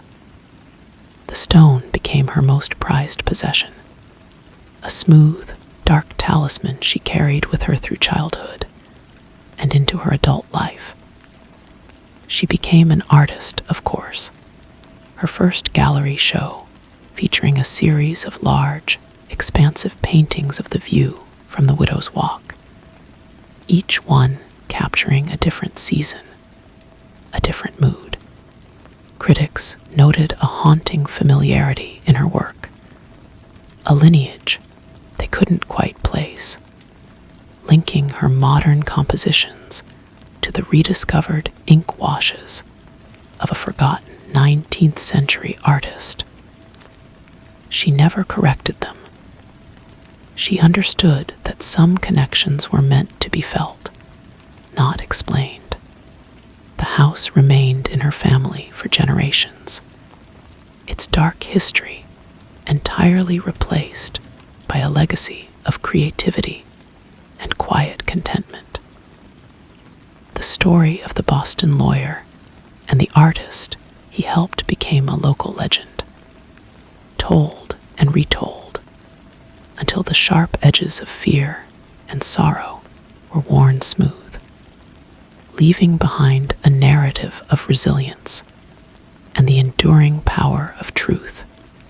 It was a story that no longer needed a teller, for it had been woven into the very soil of the place, as much a part of the landscape as the ancient stone walls that still stood, silent and steadfast, under the wide, open sky, and so the stone walls remained, each one a testament to a past that was no longer a burden, but a foundation.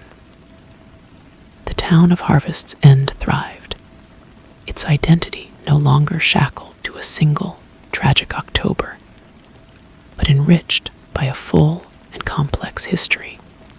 Tourists came not for ghosts, but for the art trail and the quiet beauty of the hills. They would stand before the original ink wash in the Historical Society and feel a quiet awe, a connection to a story of injustice remedied and a voice reclaimed. In the city, the great-grandson of Jack Work, now a prominent curator, was mounting an exhibition titled Unseen: Women Artists and the Archives. He included Alara's work, and for the catalog, he wrote a short, powerful essay about the nature of legacy. He wrote of how a story, once unearthed, never truly ends. It simply changes hands, from a keeper of secrets to a keeper of memories, from a historian to an artist, from a grandfather to a granddaughter. It becomes a quiet pulse in the bloodstream of a family, a town, a culture. On the opening night, he stood before Alara's painting. The gallery was loud with chatter and clinking glasses, but in front of that delicate, powerful image, there was a pocket of silence. He looked at the lines she had drawn, the world she had seen from her high, lonely perch. He thought of his grandfather, a young man driving a dark road, and of the small, smooth stone his own cousin still carried in her pocket. He felt no sadness, only a profound and peaceful continuity. The story was complete. It was also eternal. And in that moment, surrounded by the living, he was certain he could hear, faintly, the sound of a young woman, finally and forever laughing.